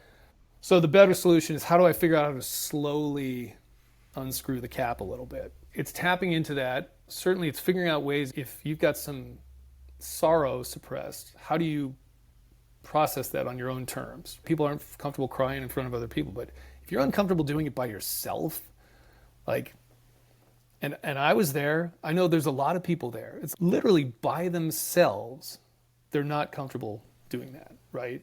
So there's a little bit of that, but then it's working with your mind-body connection to get it better at energetic processing in general. So there's like breath work that can support that. There's things like Qigong, which I think can be really effective in this. I mean, exercise just on its own is part of this too, right? Like that can be really effective. But it's sort of thinking of yourself as an not just a material being, but an energetic being. And like, how do I move energy more effectively through myself? So it's sort of a combo of those things. You know, Brene Brown talks about this, which is they feel something and they have a hard time, as you said, like feeling it, letting it out, because they have a hard time actually labeling it, and they might mislabel it. Right? So there's research that shows that when people are asked, they can really only identify like three emotions. It's like happy, sad, or angry. Yep. It's like, well, you might be really frustrated with your kids, but if you can't label it as frustration, it comes out as anger. Yeah. Right. And I think there's a level of, I remember reading this somewhere about, you know, kind of a more evolved emotional intelligence is when you have the right emotion, the right amount at the right time. Yeah. And that's a big, if you do that, then it really does get processed. But if you feel sad and it comes, and it actually, you think it's guilt, then that's a wrong emotion. It's like, or you have, as you said, you feel something, you don't let it out enough, you suppress it, you don't feel it the right amount, or you're angry for your dad for being abusive when you were younger, but you still hold on to that today when he hasn't been abusive to you or your family in 25 years. You're like, right emotion, right time, right amount. Yeah. Is there something like that in this? The challenge there, the problem I think I have with that, that's not wrong, but it turns into psychoanalysis a little bit, where again, we're getting too much into the thinking component again, where it's like, well, let's get the right label on this and everything. I'm more worried about the pure visceral movement of energy, right? So like I said, I've done some psychedelic stuff. I think those therapies can be helpful. None of the stuff I talk about is like, go do these things at all. In the very small amounts that I've done some of these treatments, they helped sort of open my eyes to some things that I then realized like I could do these also in other ways, right? So it's not like you have to do any of that stuff to get there. But one of those was a couple of guided ketamine things with a therapist, right? Like legally in the United States, like you take, and technically it's a disassociative. I don't know that that's not just a distinction without a difference. But the end of one of these things, sort of apropos of nothing, no real proximate thought that would make sense, I had this sort of emotional release, and it was crying, but I was laughing at the same time. Like Joker-esque type response here, literally, like right, like Joaquin Phoenix, kind of like crying and laughing sort of uncontrollably at the same time. So if I were at that moment to go, what is this? Let me label it. Like, is this happiness? Is this sadness? Not the right question to ask. The question there, I think, is like, or the response I should say is, do I again resist this, or do I just lean in and let it happen? And then not really worry much about it after that, right? Like the therapy there, it's a visceral thing. And I think that's the important piece of it, in my estimation anyway. As a wrap-up question, Chris, we did a Chasing Excellence.email. We put together a recommendation roundup recently, and you were kind enough to give us a recommendation. And what you recommended was perfect breathing, which I know is something you talk about in the article about the countermeasure to suppression. So just as a way to get out of this episode, could you talk to us a little bit about what perfect breathing is? Maybe give us some homework to do as it sort of relates to, working through this particular mind killer. Yep. Yeah, so perfect breathing comes from James Nestor's book Breath, which is a great book if you haven't read it. Easy read, very well written, just about kind of like the importance of healthy breathing. And he talks about the perfect breath, which is it's 5.5 seconds inhale, 5.5 seconds exhale, which translates to 5.5 total breaths per minute, and it's theoretically 5.5 liters of air. So there's like sort of this perfect sort of 5.5 balance across the whole thing. But the idea is like it's sort of the perfect physiological way to breathe, like through your nose, 5.5 seconds in, out, relaxed, very calm. Like there's no forcing. This isn't Wim Hof, none of that. And it mirrors sort of the way we naturally breathe, but it also mirrors kind of like the cadence of a lot of religious chanting and things like that, where we're sort of like getting in this very calm, energetic state, right? And so, yeah, I did a track on this with a sort of guided music track on YouTube that allows people to, like, you can do breathing where you're counting and stuff like that. I really like it where you don't have to think about it all. Let's get to the feeling aspect of this. So the whole idea is like there's like a sort of a thumping and just a tone that goes back 2 tones. So you don't have to count at all. It's just breathe in. When you hear the one tone, breathe out when you hear the other one, and you'll kind of hear the beat going through it. And to date, it's by far my most popular video on YouTube. People just find it very effective. I think there's something to it, again, of just kind of helping you get in an energetic state that allows you to move these things. And look, this is stuff that I think 5-10 years ago, if you'd talked to me about these kinds of things, I would be like, fuck off, like, that's stupid.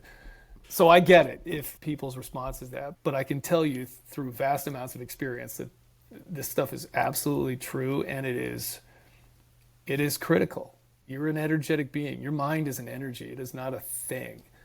The energy of that you have to take care of, and your emotional health is an enormous part of that. Okay, so we've talked about how we tell ourselves harmful stories about the past and how we suppress emotions instead of processing them.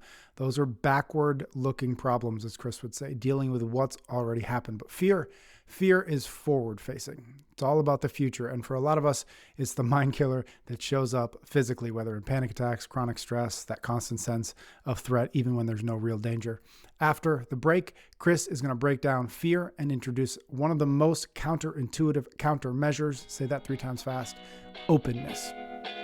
We're brought to you by Momentous, the supplement company that's setting the gold standard for purity and performance in a space that quite frankly needs it.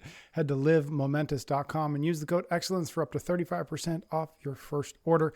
When we talk about health being a choice, that choice starts with knowing what you're actually putting in your body. That's where Momentous separates itself. Their new creatine lemon delivers the purest creatine on the planet, CreaPure, in refreshing lemonade style travel packs. Creatine isn't just for muscles, it's essential daily fuel for your brain, your body, and your long-term performance. Every batch is NSF certified for sport, which means it's independently tested for purity, safety, and label accuracy.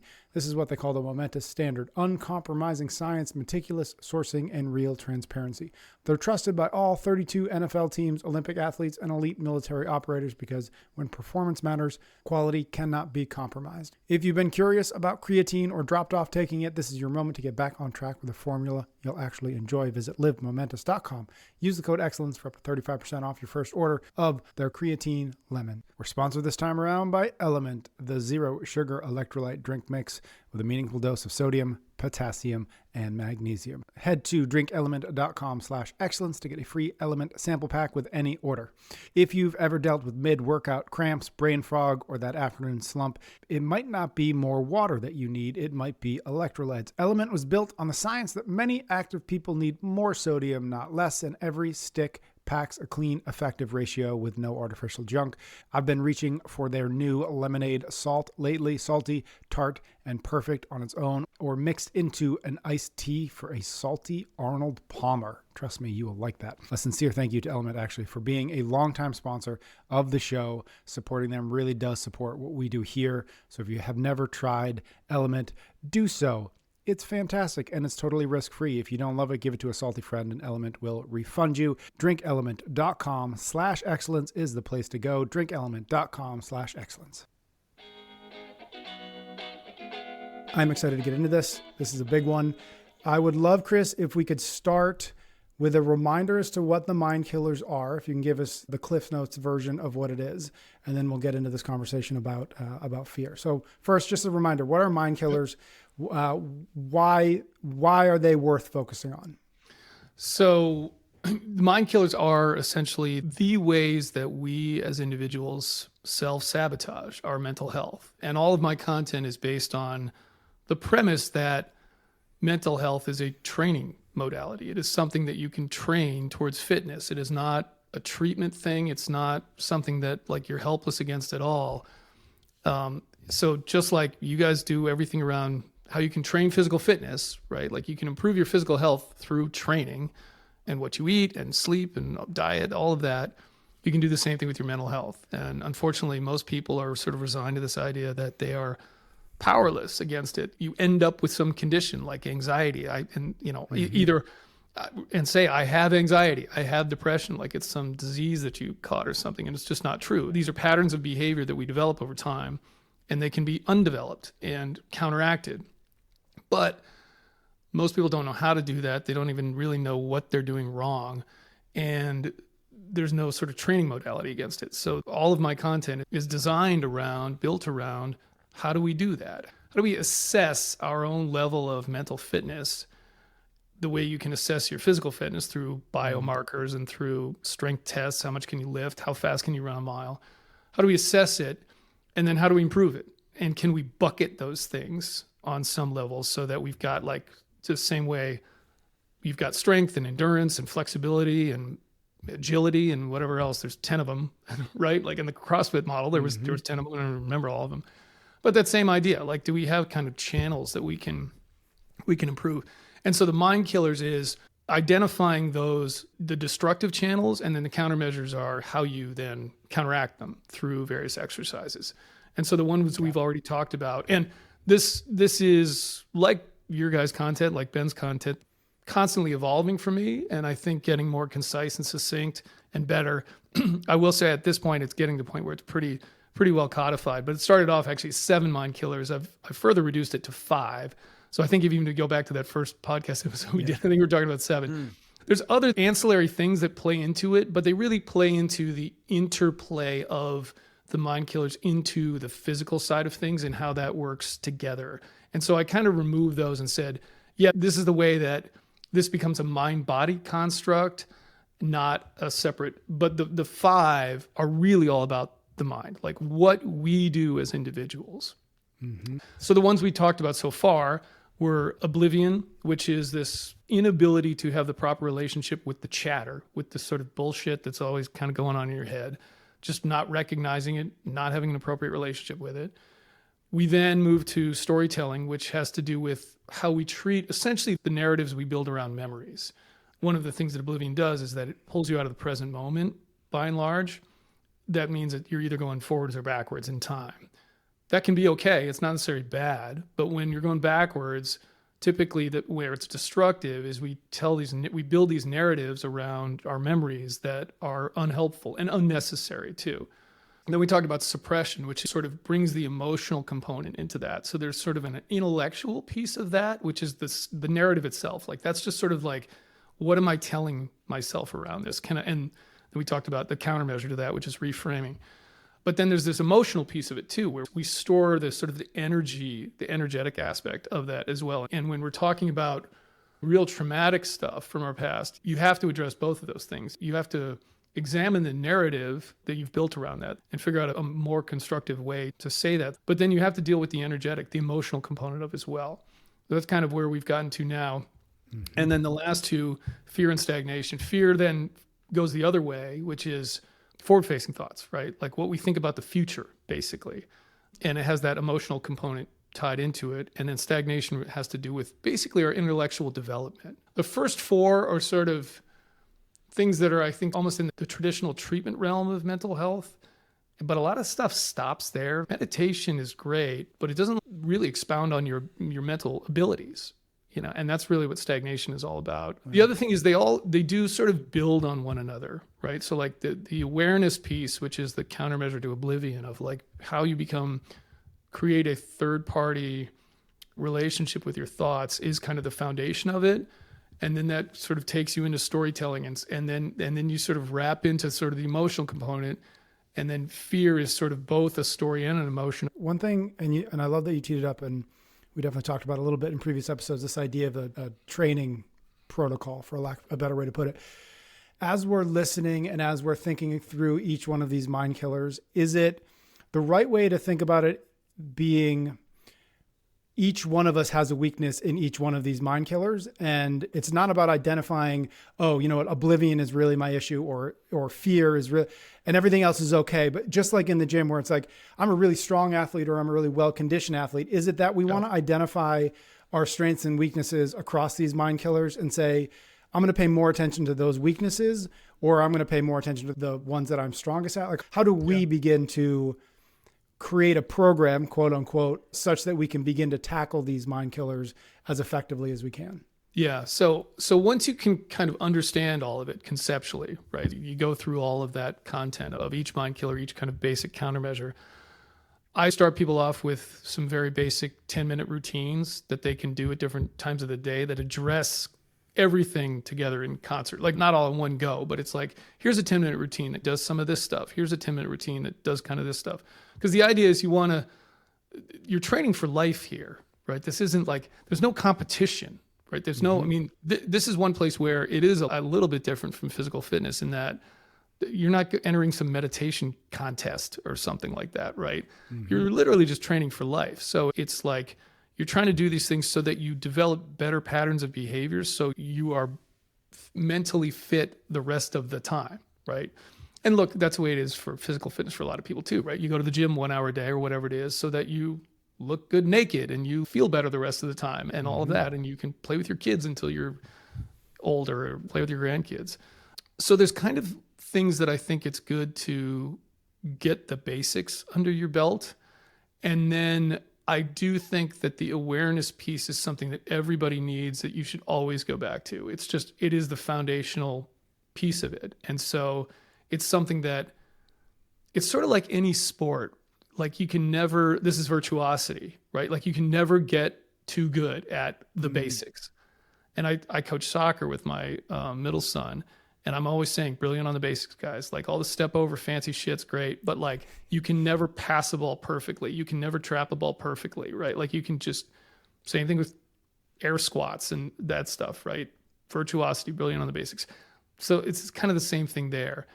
So I think it's a good idea for people to get some reps under their belt with all of the things and then always go back to that. But then yes, at some point it becomes a bespoke approach where you, through that journey, figure out, you know what, I need the most work on fear. I need the most work on suppression. And that is part of what you should be doing, is like, fear is my biggest mind killer. I know that. It still is. And so that's where I need the most work. And so that's where I've got to pay the most attention, right? And and with the exercises too, what just like anything, you'll figure out is, I like some of these more than others, but they're not necessarily the ones I need the most either. So, and you've got to play that balance between those things. Like sometimes it's good to just do the things you want because you're getting something done, but other times you got to be honest with yourself and say, okay, this is what I need the most. I'm sure we're going to get into the actual fear one, but how did you know that fear is your biggest? Because it's sort of what started this all for me. Part of it was storytelling as well. But just as I've gone along, the hardest physical side effects that I've had from this are in the fear modality because of the way it manifests itself physically through sort of cognitive decline or cognitive dysfunction, panic attacks, things like that. Once you start knowing your mind, once you start paying attention to the chatter, you see what it's saying. Right? And like you can bucket it and go. I remember doing an exercise where it was like writing down things that I was resistant to doing and then putting the why next to it. Like I can't remember where I got this, but it was like these various columns of like this thing, these thoughts that I was having. And it was just the same shit. It was just all anxiety, all fear, all worry, you know what I mean? And so That's just knowing yourself over time for me. Just very clear that that's the issue, or the primary thing. That's the thing I have to work the hardest against. Yeah. Mm-hmm. How did you know, because you just said it was also a little bit storytelling, how were you able to figure out that, oh, it's fear that's the first domino and maybe everything else falls after that, but it's really the fear thing that I have to pay the most attention to? Is it to your point, like you've just got to do the reps and eventually after doing enough reps, you'll just keep circling back to, oh, it's this thing? Yeah, I think so. I mean, for me, it was like when I started kind of going down this destructive path, I didn't know anything that I was doing. Like I knew I was fucked up, but I didn't know what I was doing wrong. I didn't know why. So it's taken me over 14, 15 years to really figure all of that out. So like when I can wind the clock back, I can pull the thread and kind of see how that all snowballed on itself. But at the time I didn't know any of that. Mm-hmm. But they're all, I mean, like, it's not these aren't clear lines in the sand. This is the whole thing, right? Like it all kind of, like all the MindKillers and the countermeasures to them, yes, they are specific to those, but they work together too. There's overlap here. Like we'll talk about fear and openness, but that kind of leads into curiosity and stagnation, right? And the same way that suppression and the emotional aspect of that molds and kind of like morphs into fear, because fear is also an emotion, right? It's just a different emotion, and we treat it completely different than those other two, and that's why it needs a different. But it's not. But they're also, there's an energy associated with all of those things, right? Mm-hmm. And so even some of the exercises where we're talking like breathing exercises, it's like they're in this lane, but they kind of overlap a little bit. It's not cut and dry stuff. It's sort of, I always go back training. to training. It's fucking training. It's training. Right? As you're saying, I'm like, it's the same exact thing. It's the same thing. It's like, are you working on cardio or strength today? It's like, I don't know. I'm working out, right? It's hey, what do you do to work out? I lift weights. What do you do for cardio? I lift weights faster. Like, I mean, Yeah, or even like if you're like real specifically, right? If you're training, if you want to improve your VO2 max, you don't need to just do VO2 max training, right? Right. Lactic threshold training improves your VO2 max training. Yes. Like aerobic endurance will improve there's carryover to so many other things. Yes, 100%. So Chris, I think we should let's take the dive. Let's go right in. You kind of teed it up really well. Yeah. It's after suppression. This is where the emotions come in. It's where suppression has to do more with past. Fear has more to do with the future. Fear has a lot to do with the emotional side of it. And you kind of tease that openness is the countermeasure to it. You want to take us through the master class of fear?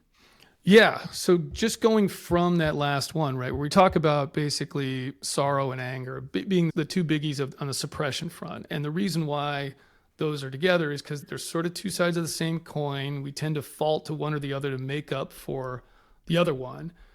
And our response is that we push it down, right? We don't allow ourselves to properly process those emotions. And that's the real problem. Fear, on the other hand, that's not the issue. Like, it's not that we don't allow ourselves to process it. It's that we like sort of succumb to it and it runs away with itself. And the reason why it's an issue is fear is our most primal emotion, right? And so when we talk about emotions being the way that we energetically process our experiences, and that's what it is. And they're totally natural. It's a reaction. It's something you feel and you don't think about, right? Whether that's something that makes you laugh, makes you cry, makes you angry, or makes you afraid. That reaction, not in your control. Someone jumps out and scares you, boo. That feeling we get, that not in control of that, right? Mm-hmm. That is the emotional reaction. That physiological mechanism for a specific reason. Fear is a survival mechanism. It exists evolutionarily to keep us alive. And it's sort of like, again, this is like lizard brain shit, the oldest emotion we have. And it served a purpose by sending blood to our muscles and like narrowing our field of vision and doing these things to keep us alive, literally, physically, right? So it's like the proverbial sort of getting chased by a saber-toothed tiger, whether that actually ever happened or not, I'm not sure. But some kind of threat to our survival. We got to run away. We got to. I had to inform Heather yesterday that saber-toothed tigers don't exist anymore. She's like, what? She really thought they existed still? Dude, you'll get caught up on Heather stuff, but yeah. Okay. Yeah. Okay. Yes. Yeah. They're. I don't know They're how long gone. they've been I was dead like, for, yep, but they're it's- gone. They were They've been dinosaurs. extinct for a long time. Yeah, they were like a long time. Woolly mammoths. Yep. You know, like Yeah. yeah. So, but we feel all those physiological effects, right? And that's a healthy expression of that, and that is your sort of classic fight, flight, or freeze. So it's either it's helping you either fight the threat, run away from the threat, or in some cases actually play dead, which is another a way to kind of. But the whole point is like keep you alive, right? And then once the threat passes, you return to baseline, and this is it's a yin and yang of your sympathetic and your parasympathetic nervous system. Sympathetic is that arousal component of it. Parasympathetic is the rest and digest, slow down like a parachute. That's how I always think about it. And that's fine. And sometimes we still need that. Like if we're about to have a head-on collision driving down the road or something, and you get that thing, like you need that. It's like heightened senses, boom. But in our modern day and age, we really aren't in much physical danger most of the times, but we trigger that system. And by the way, this is called your limbic system in your brain. And there's contention whether it's really a system or not, whatever. It doesn't really matter. Like people go way down the rabbit hole of like your hippocampus and I don't give a fuck. I can't feel my amygdala or you know what I mean? Like I can't go, oh, let me work, you know what I mean? Like let me flex my amygdala or something. The point is there's a part of your brain that triggers this, right? But we just don't have those physical threats. But we do this to ourselves all the time. And we do it by getting nervous, worrying about things, catastrophizing. And the problem with that is when you do that consistently and habitually, you raise your sort of threat threshold, so to speak. And you're now on this constant level of essentially fear. This is chronic fear, right? It's no difference. We can call it anxiety. We can call it catastrophizing, we call it hypervigilance, all pieces of the same exact thing. It is fear. And because of that, you literally will feel the physiological effects of that. This is why people get brain fog, or they have chronic fatigue, or they have digestive issues, right? Like your body stops digesting when you're in that state. Not very well anyway, but we don't recognize it. And this is the thing, like I first kind of really thought about this from a veteran's perspective. Like veterans, you would never say, if you said, do you realize you're afraid all the time? They'd be like, no, I'm not. I'm not. And it's like, well, yeah, you sort of are, you're on this heightened state. You go into restaurants with like your sidearm and you put your back to the wall so that you can assess the threats that might come about. Like living in that I'm constantly in danger thing is super destructive to your body. And the real issue with it is if you snowball it, it can really screw you up. Like I'm talking incapacitate you, like bedridden, can't get out of bed because your body literally shuts down. And this is such a huge component of all these mystery chronic illnesses out there that people don't realize. But even if you're not that bad off, you're not bedridden where you're chronic fatigue syndrome and you can't focus, and I've been there on that, you can still be in this sort of heightened state and not realizing what it's doing to you physiologically. And it's also got all these other downstream effects about the way you interact with people and the way you interact with the world. To me, it's so insidious and so destructive. And that's why I think it's its own mind killer. It has to be, because the way you treat it is completely different too. It's not the way you deal with sorrow and anger at all. Yeah, I think of all of them, this might have the most, and probably because it's the most tightly tied to emotional, which means that it's going to affect your body. Yes. I think you're spot on calling out the fact that this high level of chronic anxiety, stress, whatever you want to, has real downstream biological effects. Yes, and it really I want does. to highlight, really, because you said it, but the undiagnosed piece of this is massive. Yep. You highlighted that when your body is in a chronic state of stress or acute stress, it downregulates your digestion. It also downregulates your immune system. And if your immune system is downregulated and you're exposed to a certain pathogen, toxin, or you have cancers in your body at all times, if this is the default state, you don't have the ability to fight those things off the way you would if you were managing this more in a more productive, healthy way. Yep. So you hear these stories of, yeah, but she was so healthy. She ate so well. She went to the gym all the time. She was such a high achiever. Like, she had it all. Like, she just like was go, go, go all the time. And then you go like, yeah, tell me about her stress levels. And this is where, you know, our reactive medical state hasn't kind of quite caught up to this aspect of how meaningful this is on it. Yes, it can make you bedridden, as you said, from this fear of like, I don't want to leave the bed. It could be this fear type thing of a veteran walking into a public place and back to the wall and searching for an attack. But I just want to, because I think the importance of what you said cannot be understated. And I think it'll be part of the more mainstream conversation in 5 to 10 years. Yeah. But for right now, I want people to just kind of like understand how real this is. Every cell on your body is trying to figure out if it should be acting in one of two ways. Should it be on high alert? If you're in a chronic overstress state, it's high alert. Or should I be in repair mode? Should I be building the systems? And those are binary. It's a light switch. One is, as you said, car's going to cut you off and you feel that shock, that like, that's awesome. That's so amazing. You become a superhero for a blink. But if we're in that all the time, man, it's so, so dang destructive. Yeah. And there's a couple things you said there that I want to kind of dovetail on. One is stress is the same thing, right? It's another way to say that. And, right. So you can say stress, you can say hypervigilance, you can say anxiety. You can say, I like to wind it all the way back to fear, because that is like at its very, very core, that's what it is. Right.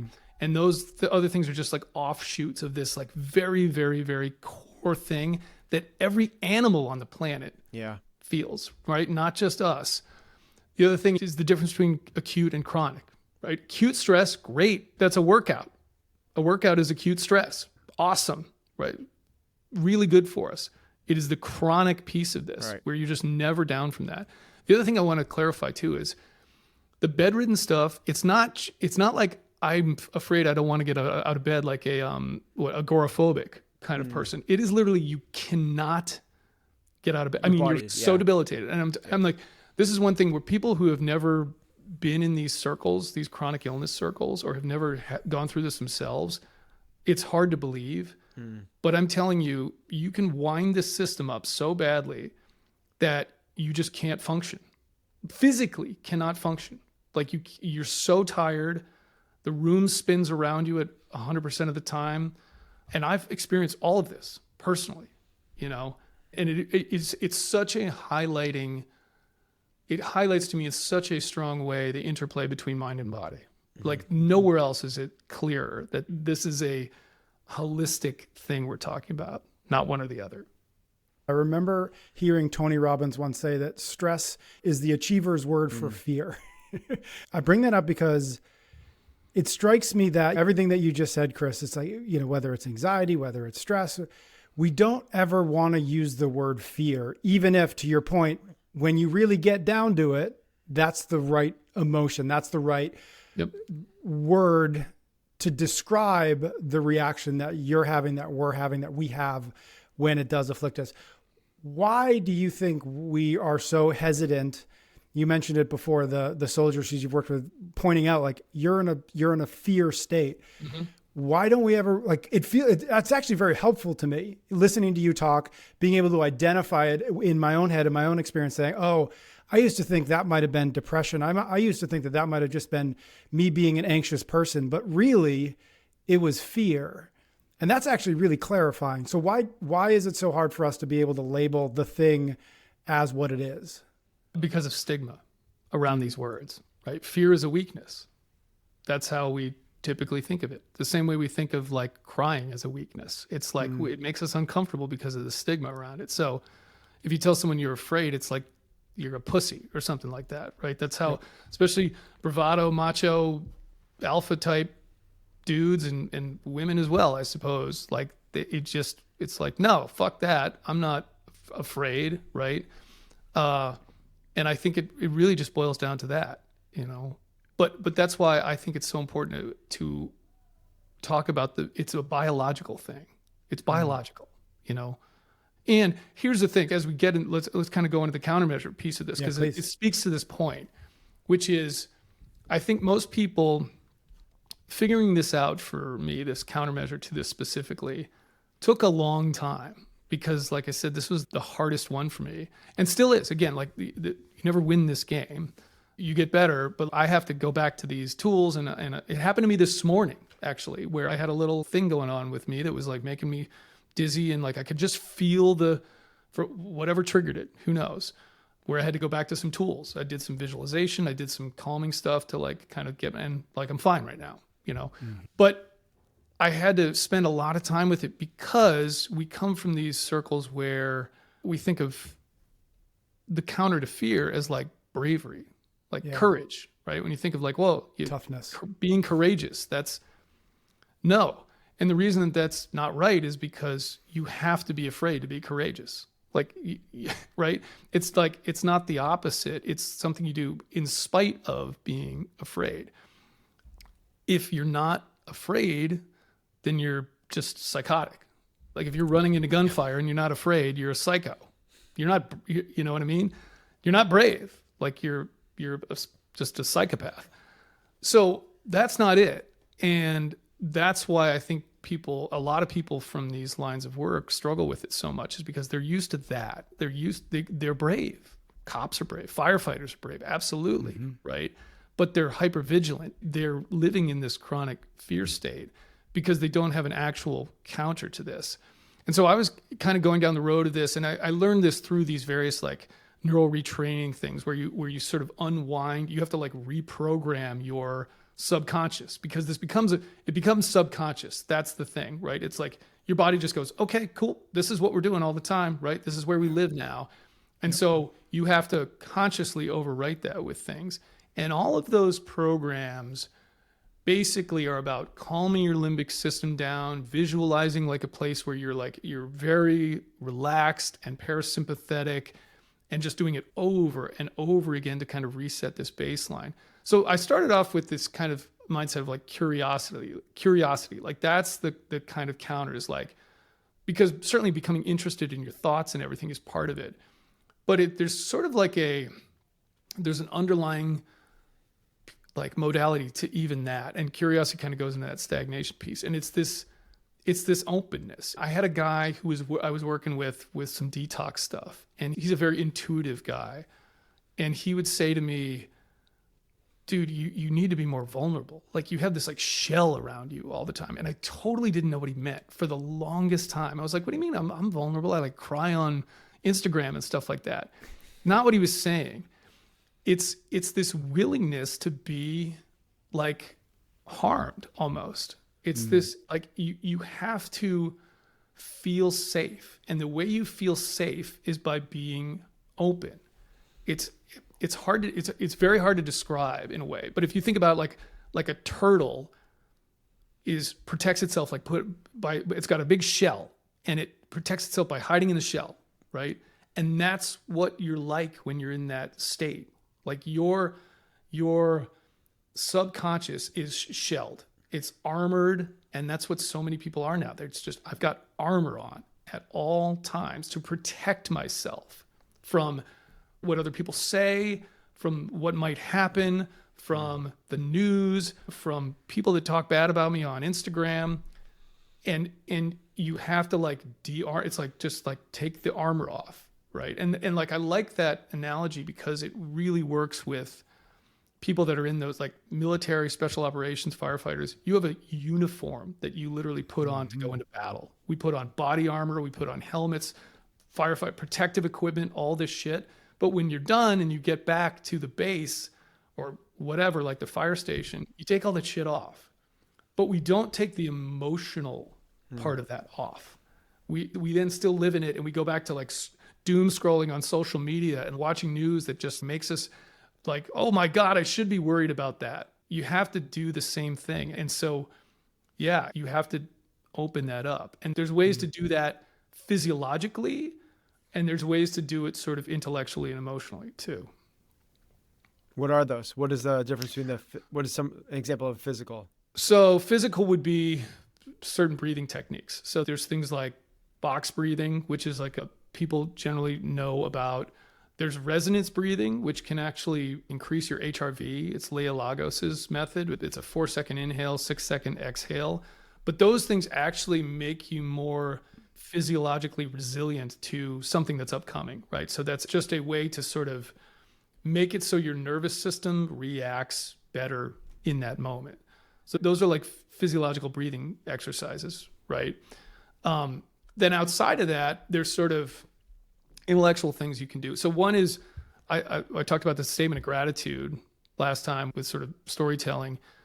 Statement of intent is the other side of that, which is like, I intend to approach the day with this kind of attitude, right? Statement of gratitude is kind of a way to reframe the past and any bullshit you might be thinking about, something that happened to you in the past. Statement of intent is a way to reframe the kind of future and always think about it in sort of like this open mentality. There's things like Tim Ferriss has got this thing called fear setting, which I sort of lammed onto a little bit and sort of expanded. But the idea is really writing down things where you think this way, things you worry about, things you catastrophize, like getting very detailed about the thoughts that take you down this road. He's got a thing where it's sort of like, okay, what are the measures I could do to mitigate that? And some other things. What I think is really important is writing down those things. Okay, if this happened, I would react in this way. But tracking what actually happens, I think, is so important, because 99% of the things we think are going to go sideways do not. And the more you track that, the more you sort of go, none of this shit that I worry about ever happens. Like, so why am I worrying about this crap?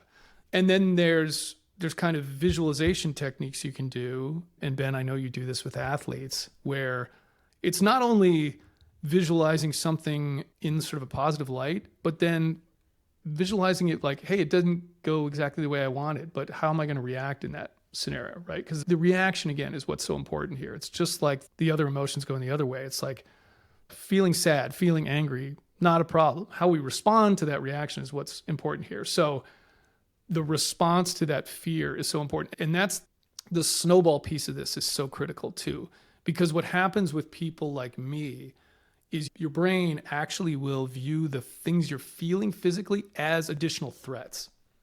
So once you start getting like panic attacks, right? Or dizziness or whatever, your limbic system now goes, that's a threat.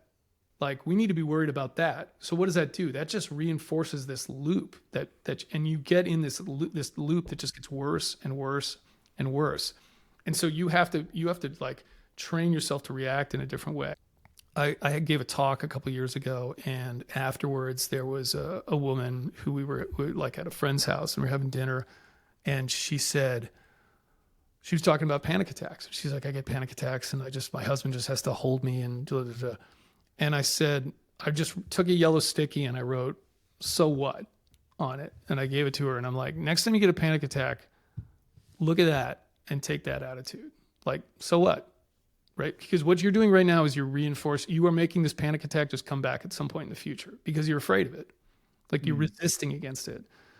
And I haven't brought up that word yet, but the resistance is the issue in most of these cases. Because again, that's that like shell thing. It's like I'm pushing against it instead of just kind of letting it be. And it's a really hard thing to do for most people. It's still hard for me sometimes. But if you can just be like, okay, so panic attack. Okay, so what? A panic attack is not going to kill me. No one's ever died from a panic attack, as far as I know. If someone out there is like, yes, they have, okay. But like, it's just not going to do anything to you, really. It's just the way you feel. And anyway, she got back to me. She was just like, this is like life altering, like this attitude. And I've had that happen to me. I was sitting in a terminal in an airport, and anyone who's never had a panic attack, it's not like, because again, you've reprogrammed your brain, so to speak, to do this. There doesn't have to be some proximate cause. It's not like you have to have a thought that's like, I'm worried about something. It'll just hit you for seemingly no reason. And this happened to me. I was about to get on an airplane, and it was just like the what it feels like to get a panic attack. It's just like all of a sudden. And I just sat there and closed my eyes and was like, okay, whatever. Like, do your worst, you know? And it's sort of like a bully. Like bullies like it when you fight back, you know? That's what gets them off. It's like, I'm beating you up, and the more you scream and wail, like, that's what I like. But if you just go, whatever, like, do whatever you want, like, the bully gets bored. It's not fun anymore. And it's sort of the same thing here. And that's that openness. When you were in that, when you're in the airport, or if somebody's out there, they feel a panic attack coming on, or whatever it might be, the physical manifestation of it, how do you start to move? So how do you, like, what's the first thing we should do in that scenario when we could try to resist against it? And to your point, that just makes it worse. Yeah. Is it like the shoulder shrug? Like, is that literally the first thing we should do? Like, oh, okay, I guess we're going through that now. Is that literally the first reaction we should have once we have the awareness of, oh, it's happening? Yep. Yes, Okay. it is. You have to cut the circuit, so to speak. You have to like change the loop. And if you just go into the same pattern, you're just folding it back on itself. Mm-hmm. So the second you go, okay, cool, no problem, I can feel this again. Mm-hmm. It's this openness. It's like I'm okay with this. I can feel this right now, and I'm not going to be bothered by it. Now, here's the thing. For most people, it's not going to solve the problem immediately. Mm-hmm. Your panic attack might just go on. It probably will, exactly the way it's always done before. But the more you do that, eventually it won't happen to you anymore. Or if it does, it's infrequent and you just go back to the same thing. So this is kind of what happened to me this morning. It was like, I had this little, I don't know why, like sometimes I still get these sort of panic, it's hard to describe. It's like a panic stab kind of thing, because I haven't completely trained my way out of this. But what I did was I did a little neural retraining thing where I get up and I sort of, and I talk out loud too. And this gets into the kind of, like for people that are really in a bad way here, these neural retraining systems, Annie Hopper's got one, Ashok Gupta's got one, Ben Aarons has one, Ben's is my favorite, Reorigin. They have full-on programs to retrain your brain where you spend 3-6 months kind of doing this every single day to eventually kind of like get yourself so you don't feel this way anymore. I just went back to that practice where I'm talking out loud. I'm sort of saying to myself, like, this is nothing to worry about. Limbic system, thanks a lot. Appreciate the warning here, but there's no danger. And it's weird, right? Like it sounds weird, but it works. And now it'll work almost not instantaneously for me, but like it happens a lot faster and things happen less frequently, which is again, just like physical training, right? It's the same kind of thing. Like eventually it's like, okay, I feel much better all the time. I don't feel awesome every single day. I don't have the best workout, but it's a lot more frequent. So yeah, that is it. You just have to show up and do it again the next time and do it again the next time. And eventually it will dissipate. Like I can't even remember the last time I had a full-blown panic attack. Doesn't happen anymore.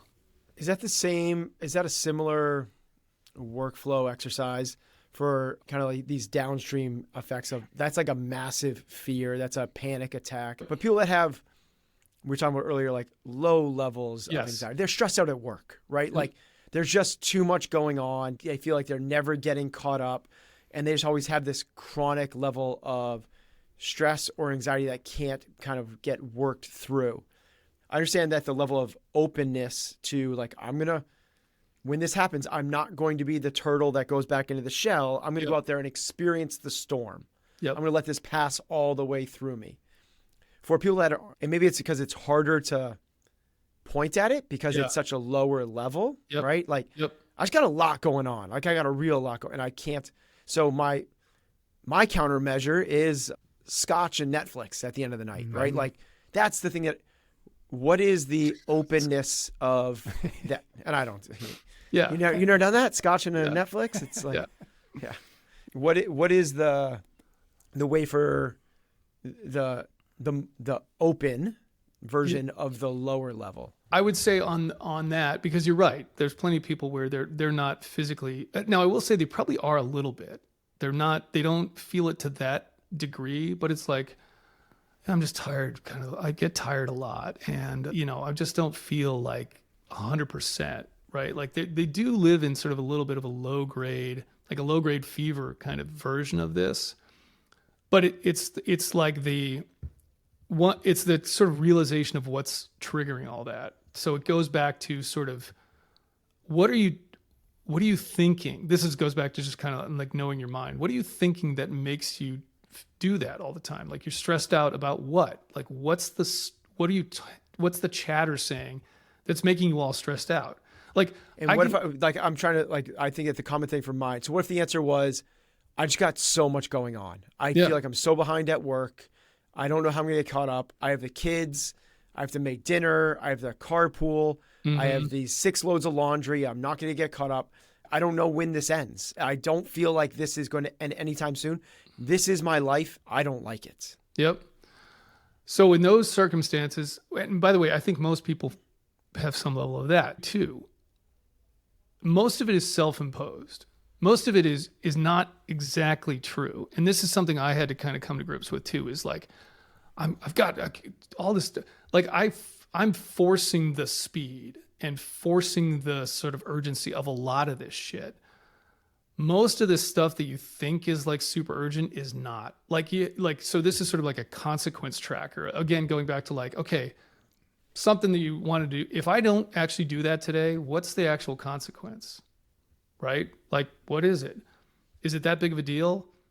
Not usually. This is something that I've tried to kind of incorporate in my own life too. I don't have to create stress where it doesn't actually exist. Like, I get it. We have responsibilities and all that kind of stuff, but you can slow that shit down too in a way that What if somebody says, no, Chris, I can't. I do have to pick up these 3 kids. I do have a dog that needs to go to the vet. I do have this project that's due at work tomorrow. My coworker dropped the ball because they were sick for the last 10 days. These are urgent, real things that do need to get done tomorrow. Otherwise, my kid has to spend the night in the park because he didn't get picked up from soccer. Like, what? Yeah. What about like? I think to me that is just some of that is just a story. Yeah. Again, do I have responsibilities? Yeah. But the way I act about them is not required. I don't have to stress about that. I can just be like, okay, I got this thing to do. Now I got this thing to do. Now oh my God, the world's going to fucking end if I don't, that component of it is just a story. It really is. Like, all 3 of us are busy people, guaranteed. Got a lot going on every day. But I can tell you my stress level, so to speak, of where it used to be versus now is completely different. It has nothing to do with what I'm doing. It has everything to do with my attitude towards doing those things and just being like, okay, here's the thing I got to do right now. I'm going to single task it. I'm not going to get distracted by other things, and I'm going to do it deliberately too. Like the speed component, I think, is a lot of times just fabricated. It really is, and look, it's not a perfect thing either. People do have busy lives, but the attitude you take towards that is completely within your control. It just is, It's not that you say this too, Ben. It's doesn't mean everything's sunshine and rainbows all the time, right? Like, being a realist is important, right? It's not that. It's not like, oh, everything's amazing and everything's always wonderful and it's sunshine and rainbows. But it's just like accepting the reality of like, okay, I got this stuff to do today. Yep. I'm going to chip away at it. And if something doesn't get done and I for some reason I'm really bothered by that, okay, well, maybe just write out real quick, like, okay, what is the actual consequence of that? Mm-hmm. Is that a real consequence we need to stress about? Probably not. Probably not. I think it's almost like the consequence and then the result of that. So like, okay, if I don't get this project done, what's the consequence of that? Mm-hmm. I get fired. Like, okay, then what happens if it's almost like, what's the next thing? Because that would be like, I get fired. Oh, see, Chris, this is real. This is a big deal. This is something I stress about. It's like, okay, if you get fired, what is and I think that's the big thing that we do is, we're so, trying to your earlier point, we put all of these things on. Fear is built into us from an evolutionary survival standpoint. It's a mechanism to keep us alive. Yep. And what we'll do is we'll take these things and you get fired. Okay, you get fired. You still live in suburbia with your SUV and it's not life or death. It's that, Right. okay, if you get fired, you're going to be unemployed for a little bit. Well, you have a severance package. Okay, so you have a severance package. And then you search for another job. And during that time, like, it's actually, you're not going to struggle to put food on the table. This is like some people, right? I get this. Other people, right? If they get fired, it is a much more dire situation. But this is, to your point, we tend to catastrophize. We tend to, okay, most likely if you don't finish the project, most likely you're not going to get fired, right? Most likely it is that you're going to have to ask for an extension. You're going to have to do something else. And we don't need to go down this doom loop. And that's what kind of, to your, like, I like it, snowballs on top of each other. Yes. And the point is, like, so if you think about things that are going to happen, it's like, stuff's going to happen or it's not, right? And like you're being afraid of it, worried, it doesn't change those things. That's the big kind of realization, right? So the point is, like, with that sort of shell versus, you can either go through life where things happen and you're like doing it that way, or the exact same shit can happen and you can be like, hey man, okay, we'll deal with it. If something actually bad happens, if one of these catastrophes actually happens, okay, we'll deal with it. And like, I may even write out some, think about some mitigation measures. But even those scenarios where people are like, most of these things where I'm going to get fired. No, you're not. Like, most of the times when people think that, it's not going to happen. I like the turtle analogy, right? Yeah. It's like, which way do you just want to experience life? Right. Do you want to experience life in the shell, not experiencing life? And when you're in the shell, by the way, all these terrible feelings have nowhere to go. Or do you want to get out there and see the thing, experience the thing, walk through the thing, and probably be able to bring a better version of yourself through the thing? And the things are going to happen either way. And I love the turtle analogy too, because there's the tortoise and the hare story as well. Mm-hmm. So, and the moral of that story is like, slow and steady wins the race, right?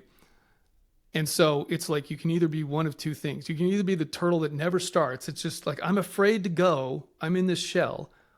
Or you can be the turtle that, like, chill, like, mellow, goes along and eventually wins the race, right? So which one do you want to be? And that's a choice. Like, all of those things, everything on the news, all that bullshit, that stuff's going to happen no matter what. So what's the attitude you want to take towards it? How much do you want to pull that into you internally and have it affect you, right? It's just not helpful. Yeah, and I think my big takeaway from this conversation is that our default response to whatever it is, the news, the late project, is to try to resist against feeling the feeling that it is eliciting, right? The point isn't to not feel the fear.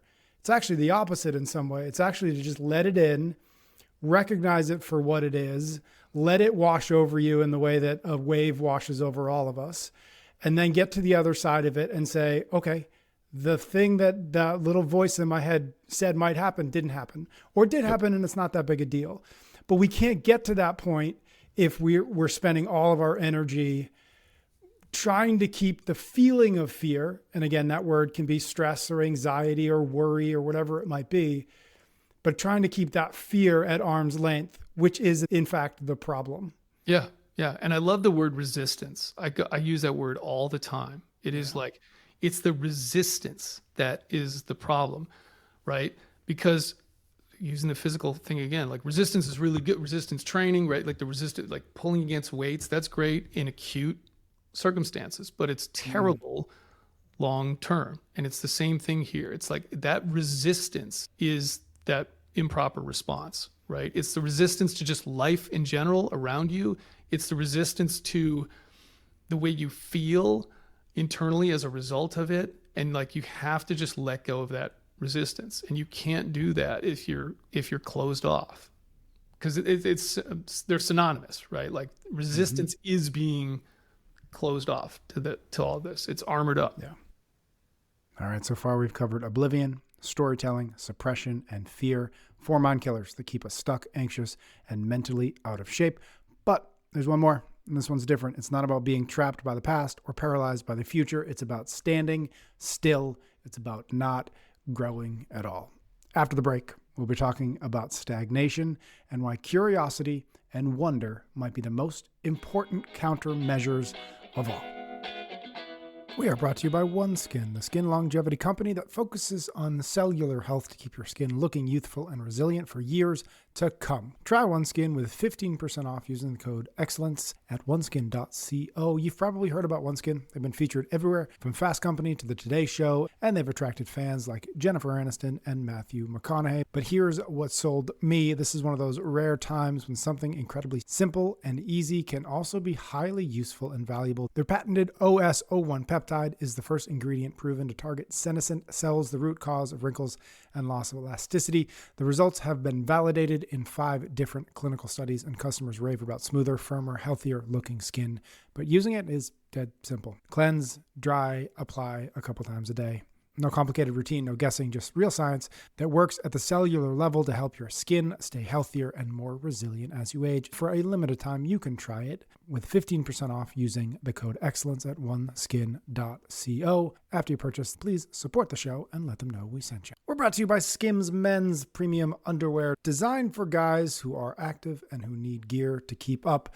Shop Skims Men at skims.com. If you're listening to the show, which of course you are, you're probably not the guy who spends all day on the couch. You're at the gym 5 days a week, you're hiking the mountain on Saturday mornings, you're wrestling with your kids after dinner, you move, in other words. And here's the thing about being a mover, your underwear needs to work as hard as you do. For the longest time, I dealt with the same complaints everybody has. Underwear that rides up during a workout, loses its shape by midday, or feels great standing still, but terrible the second you start to move. Then I tried Skims stretch boxer briefs, and it was like somebody finally designed underwear for people who actually use their human bodies. They give you all the movement you need without feeling like workout-specific gear. They never ride up or lose their shape, and they hit right at the thigh and stay there. Go to skims.com to shop Skims Men. Let them know we sent you after you place your order. Select podcast in the survey and find our show in the drop-down menu that follows. Skims.com.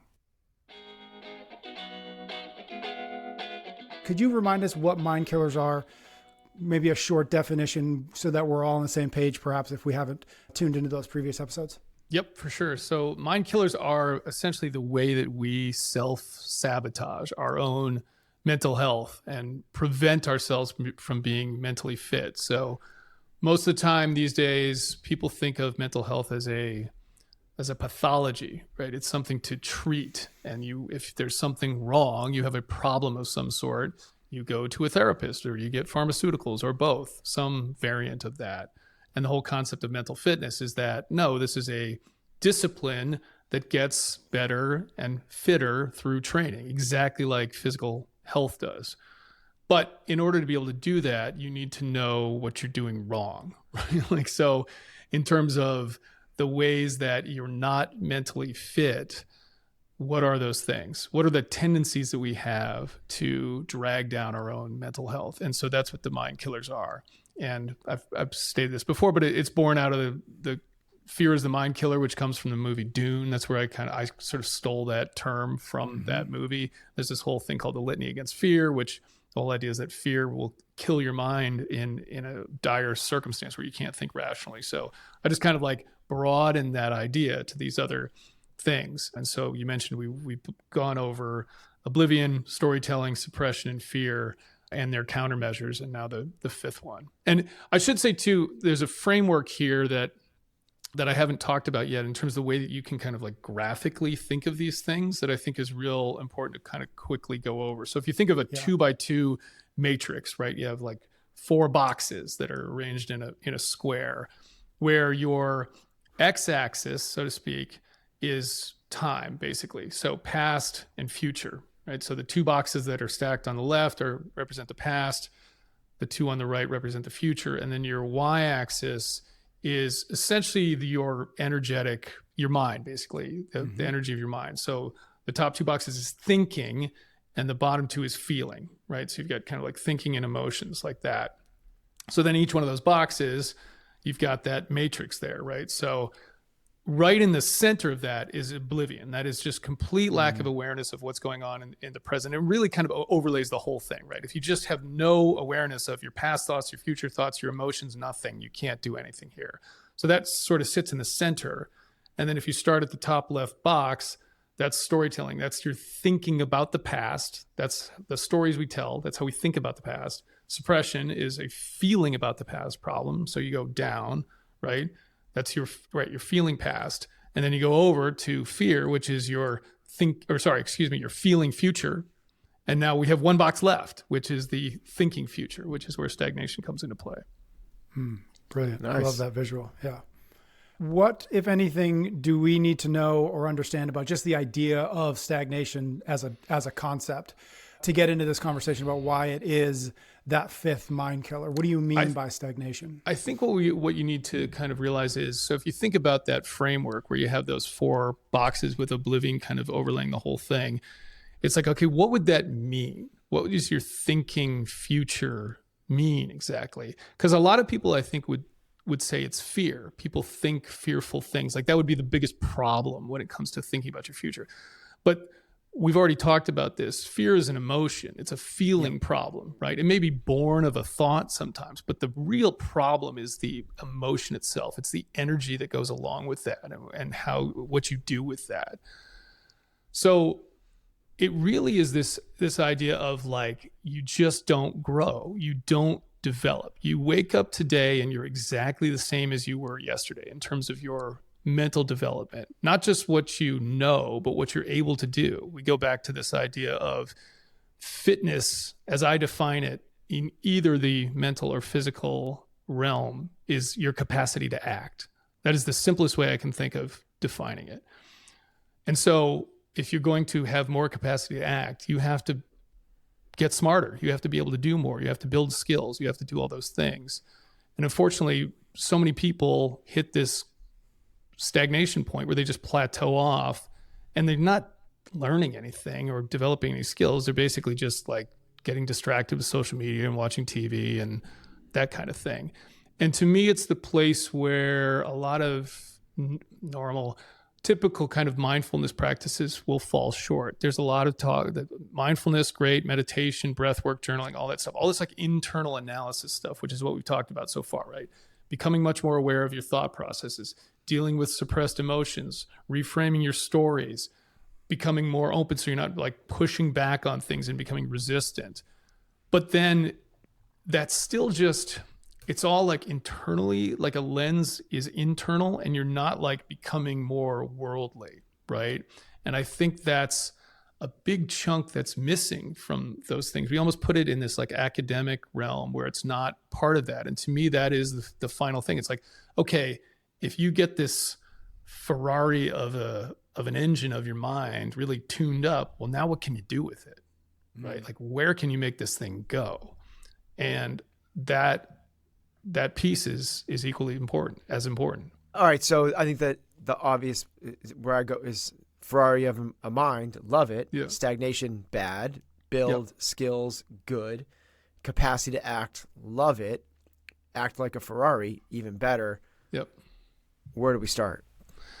Yeah. And actually, let me frame up a little bit more of why I think we suffer from this a little bit.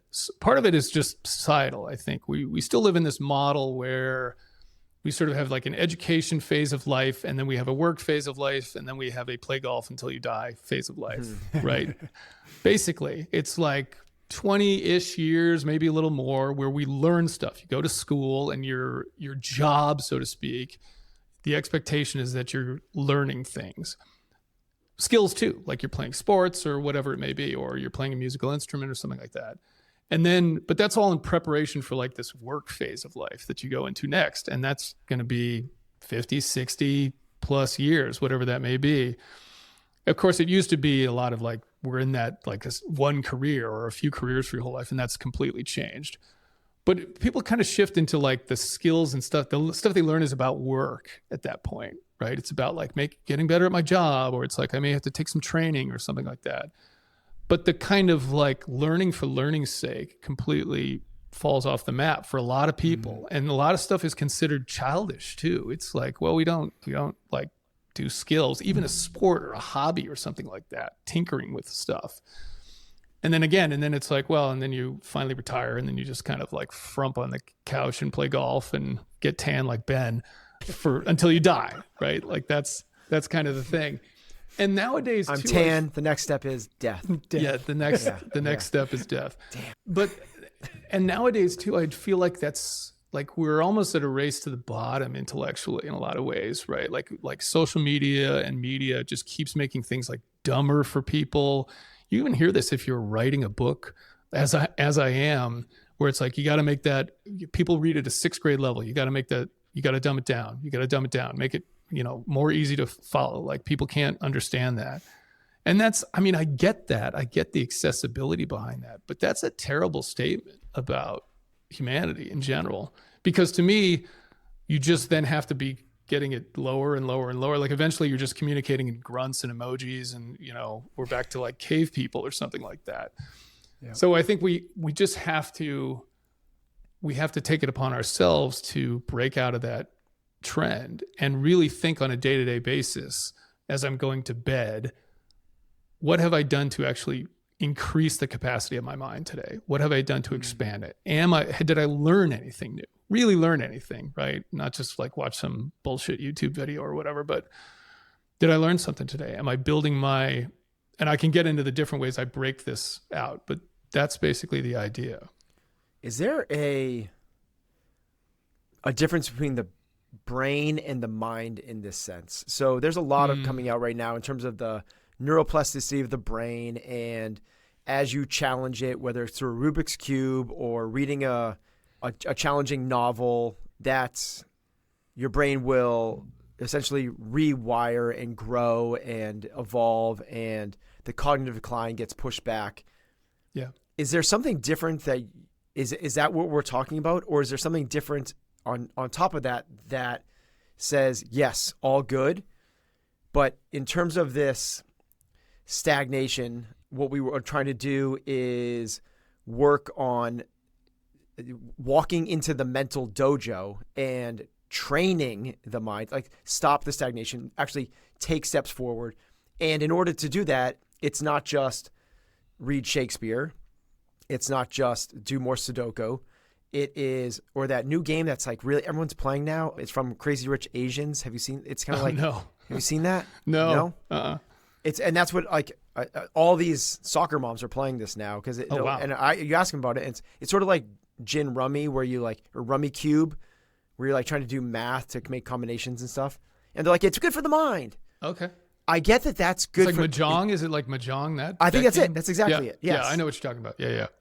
So is that I get that's good for the mind, but when I hear that, I hear good for the brain. Mm-hmm. Is it also good for the mind in terms of the way you're saying it, in terms of mental fitness, having the capacity to act in terms of not just cognitive ability, but also this sort of centeredness, this resilience, this emotional maturity, this ability to, if you get knocked off center, to self-soothe and get yourself back on the right track?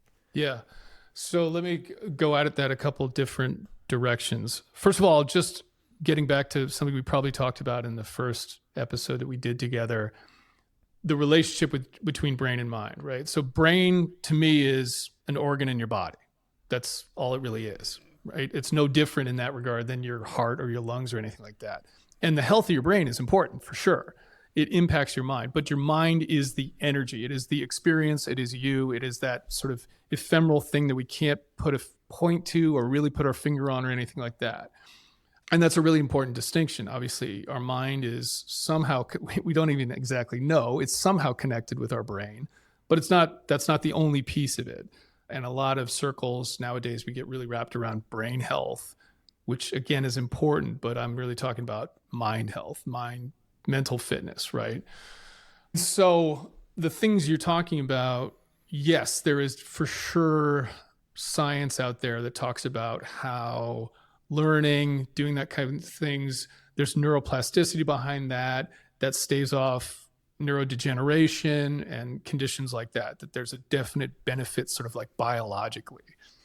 But in terms of the improved experience, Yeah, absolutely. Like that piece, because to me, that capacity to act isn't just resilience or like not being able to right yourself. It's not just that. Again, it's like I'm in a situation where I have to problem solve my way out of it. Have I done enough work ahead of time where I've got more tools in my toolbox to solve my way out of this situation, right? Can I come up with a novel solution to something? That is part of mental fitness. That isn't part of a fit mind, as far as I'm concerned. I'm getting a conversation with somebody and they're so outside of my wheelhouse that I can't even communicate effectively with them. Can I improve that? Yeah, I can. And that to me is part of a fit mind. It also just like, even just in terms of having more knowledge that you can then turn in on yourself, obviously, right? The more you know, the more able you are to look at those things objectively and understand what's going on. So to me, it's a huge piece of it that's critical to have. The other thing I want to say real quick that I didn't kind of touch on is where you see this a lot, this kind of being stuck, being stagnant, is where people spend a long time in a career and then they have to do something else. It's like you see it in veterans a lot, and that's why it kind of came to light for me. It's like if you spend 20 years in the military and all of a sudden you're out of that, people feel like, well, that's it for me. That's the best thing I'll ever have done. Their identity is so tied to something like that they can't break out of that and think, no, I can do something completely different. And Patrick, I know I provided kind of a rough draft of the chapter in the book on this, but I talk about Bob Ross in there, who we all know Bob Ross. Most people hopefully will still know him. Well, at some point that's going to age out, but he's this guy with the poofy hair and beard that painted happy little trees on TV, and had this really like super mellow. He's like a human quaalude, just like super mellow, soft spoken. Hey man, it's all happy trees and everything. And we all know that persona. So it's like so strong, right? Like you could have a little caricature of him. People would know exactly what that is. But Bob Ross spent 20 years in the Air Force at least part of that time as a drill instructor, like full metal jacket style, screaming at people. And you would never know it seeing what he became. And when I found out about that, it was like, I think he was stationed in Alaska. He like did some painting class or something, fell in love with painting. It was like, when I'm done with this military stuff, I'm doing that and I'm never screaming at people ever again. And he had the courage to like completely shift and do something. He learned a completely new skill, right? And change the way he was. Now, it's not to say you have to go through such a dramatic transformation, but that thought of that thinking again of this, like, it's future storytelling in a lot of ways, right? Like when you look at this sort of where it falls in that matrix, it's butted up against fear and storytelling. And that's because it's kind of born from that. Like it bleeds over from those things, right? Like fear about what could happen in the future bleeds into that. And this storytelling of like narrative from the past and that the identity, and I'm the type of person who that then leads to like, well, yeah, I was that for 20 years and it's the best I'll ever do. And, I might as well just like go out to pasture at this point. I like that the two of the stories you've told us in the last few episodes, Bob Ross and Bill Buckner. I think everybody understands. Yeah. These stories from the 80s. I'm curious, is a synonym for stagnation, that's probably not a synonym, but is what we're talking about with stagnation, could we also use the word lazy? And how do those two things interplay with each other in your mind? That's a good question. I've never really thought of it in terms of laziness, but I guess you could sort of think of it that way. That being said, I think there's people who are not lazy who are stuck, right?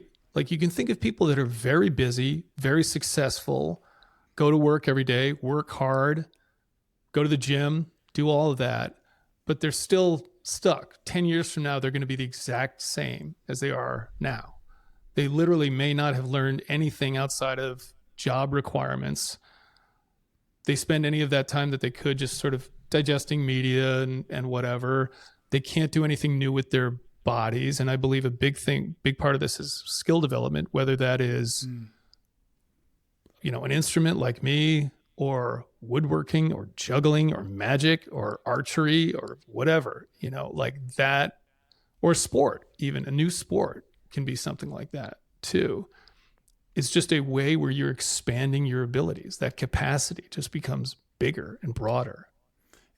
I want to go back a little bit to what you talked about a few minutes ago, this sort of 3 stages that we all kind of get shoved towards, which is, education or schooling, and then work, and then Ben gets a tan and dies. That's what I got out of that so far. But Put him up to pasture. He's done. Can we go back to that education piece? And I wonder, is the way we are educated, and obviously the way we educate the generations behind us, is how we think about education feeding into what ultimately becomes what sounds like a midlife crisis of stagnation? Is there something about how we're taught to learn that creates the stagnation?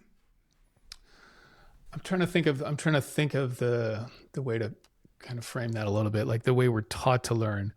I think it is somewhat just a societal construct, again, of like, you do this for a certain period of time, then you do this for a certain period. Now, I think that this is probably potentially changing a little bit, but certainly for me growing up, that was the paradigm. That is how we sort of thought of life.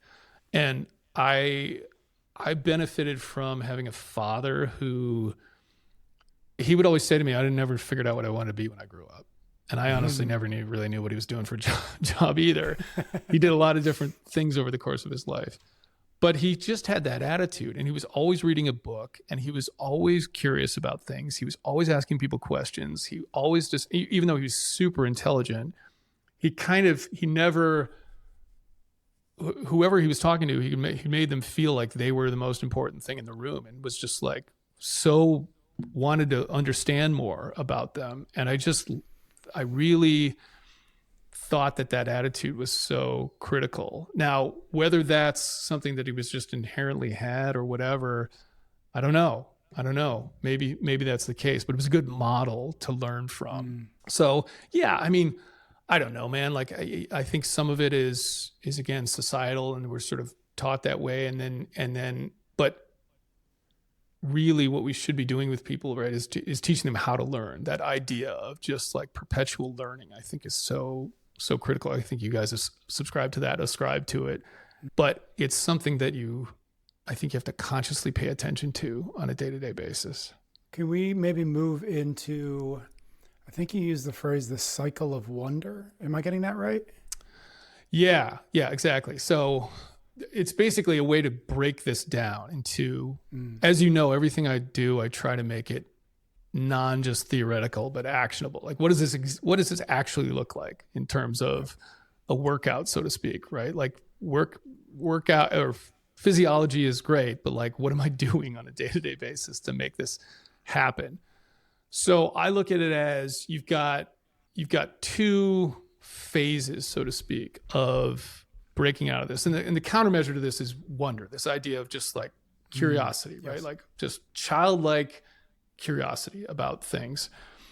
And so if we're going to break out of this, there's kind of 2 pieces to it. There is the learning piece, like how do we bring on the information? And then there's the application of those things, right? So we want to acquire the new abilities, whatever those look like, and then we want to be able to apply them. And so the learning piece, the acquiring piece, is 2 things. It's knowledge, straight up knowledge, like stuff that I understand that I didn't understand yesterday, and skills, which is your body being able to do something. And there is a distinction there. I think of something like a martial art, right? You can read books on how to do martial arts and really understand how martial arts works and not be able to do it, right? Reading all the books in the world about jiu-jitsu is not going to make you better at jiu-jitsu. You may understand it, you may be able to watch it and like see what moves are happening and the history of it and all of that, does not make you good at that at all. You then need to go learn how to do it with your body, right? You have to practice it. And the same is true with any other discipline. Same as with music. You can learn all about music theory and not be able to play a single musical instrument. So you have to be doing both those things. Now, they don't have to be necessarily in the same discipline, but the idea of I'm doing things where I'm just basically reading, right? Like understanding stuff that way, but then taking on some kind of skill that I practice, right?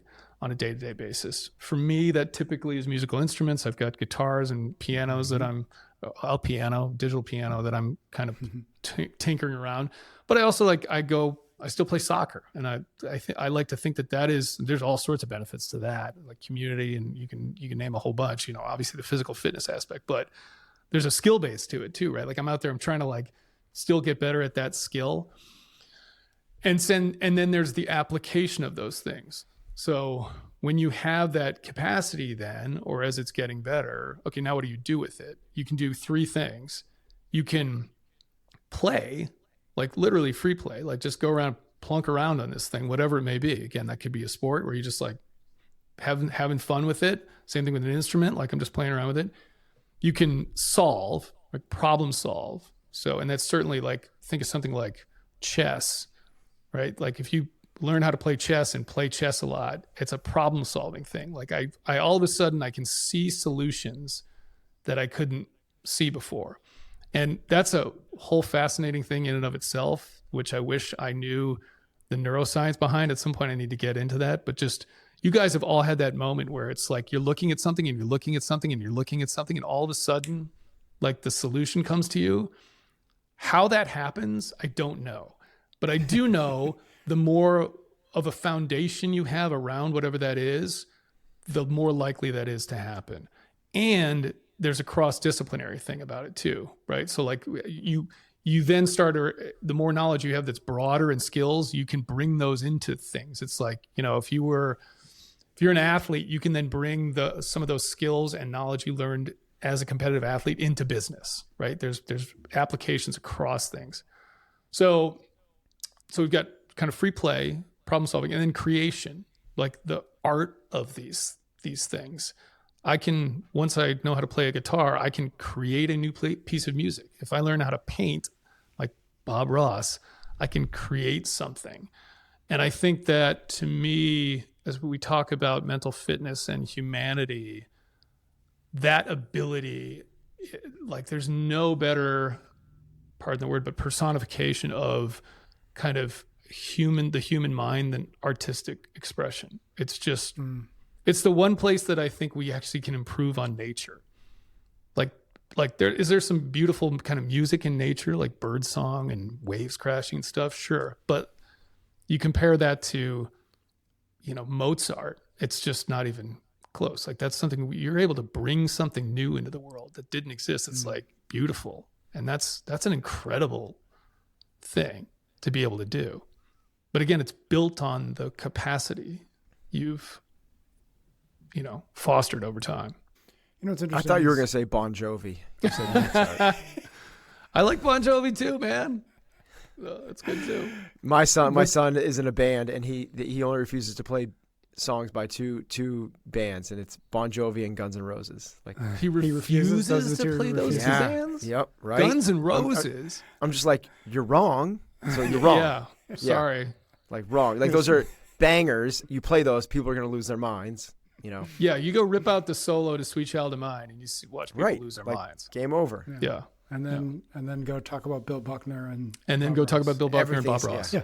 What's interesting, Chris, is, or what I'm thinking about, this idea of stagnation and creation, which I think you could, in a certain context, you can sort of juxtapose the consumption versus creation. And we live in a very consumptive culture. Yeah. And in many ways, we're pushed towards consumption as sort of the American dream. Yeah.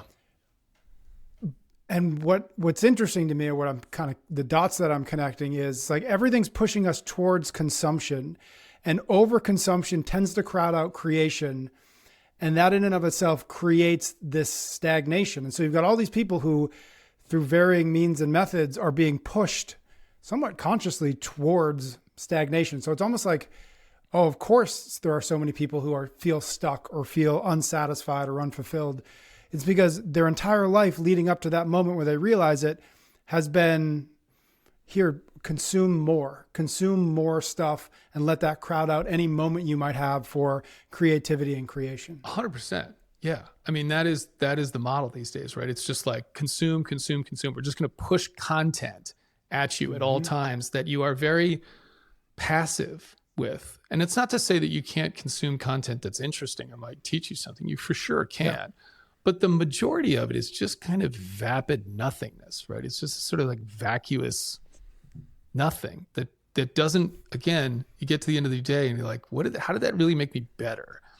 Yeah. And it's not to say also, like, we need time for just recreation, and we need time to unwind, and we need time to just entertain and all of that. We need that. But part of the problem with that constant barrage of noise and information and everything, it's just like the ability to kind of separate and do nothing is people don't think as much anymore either. Like just think, sit there and think for a little bit.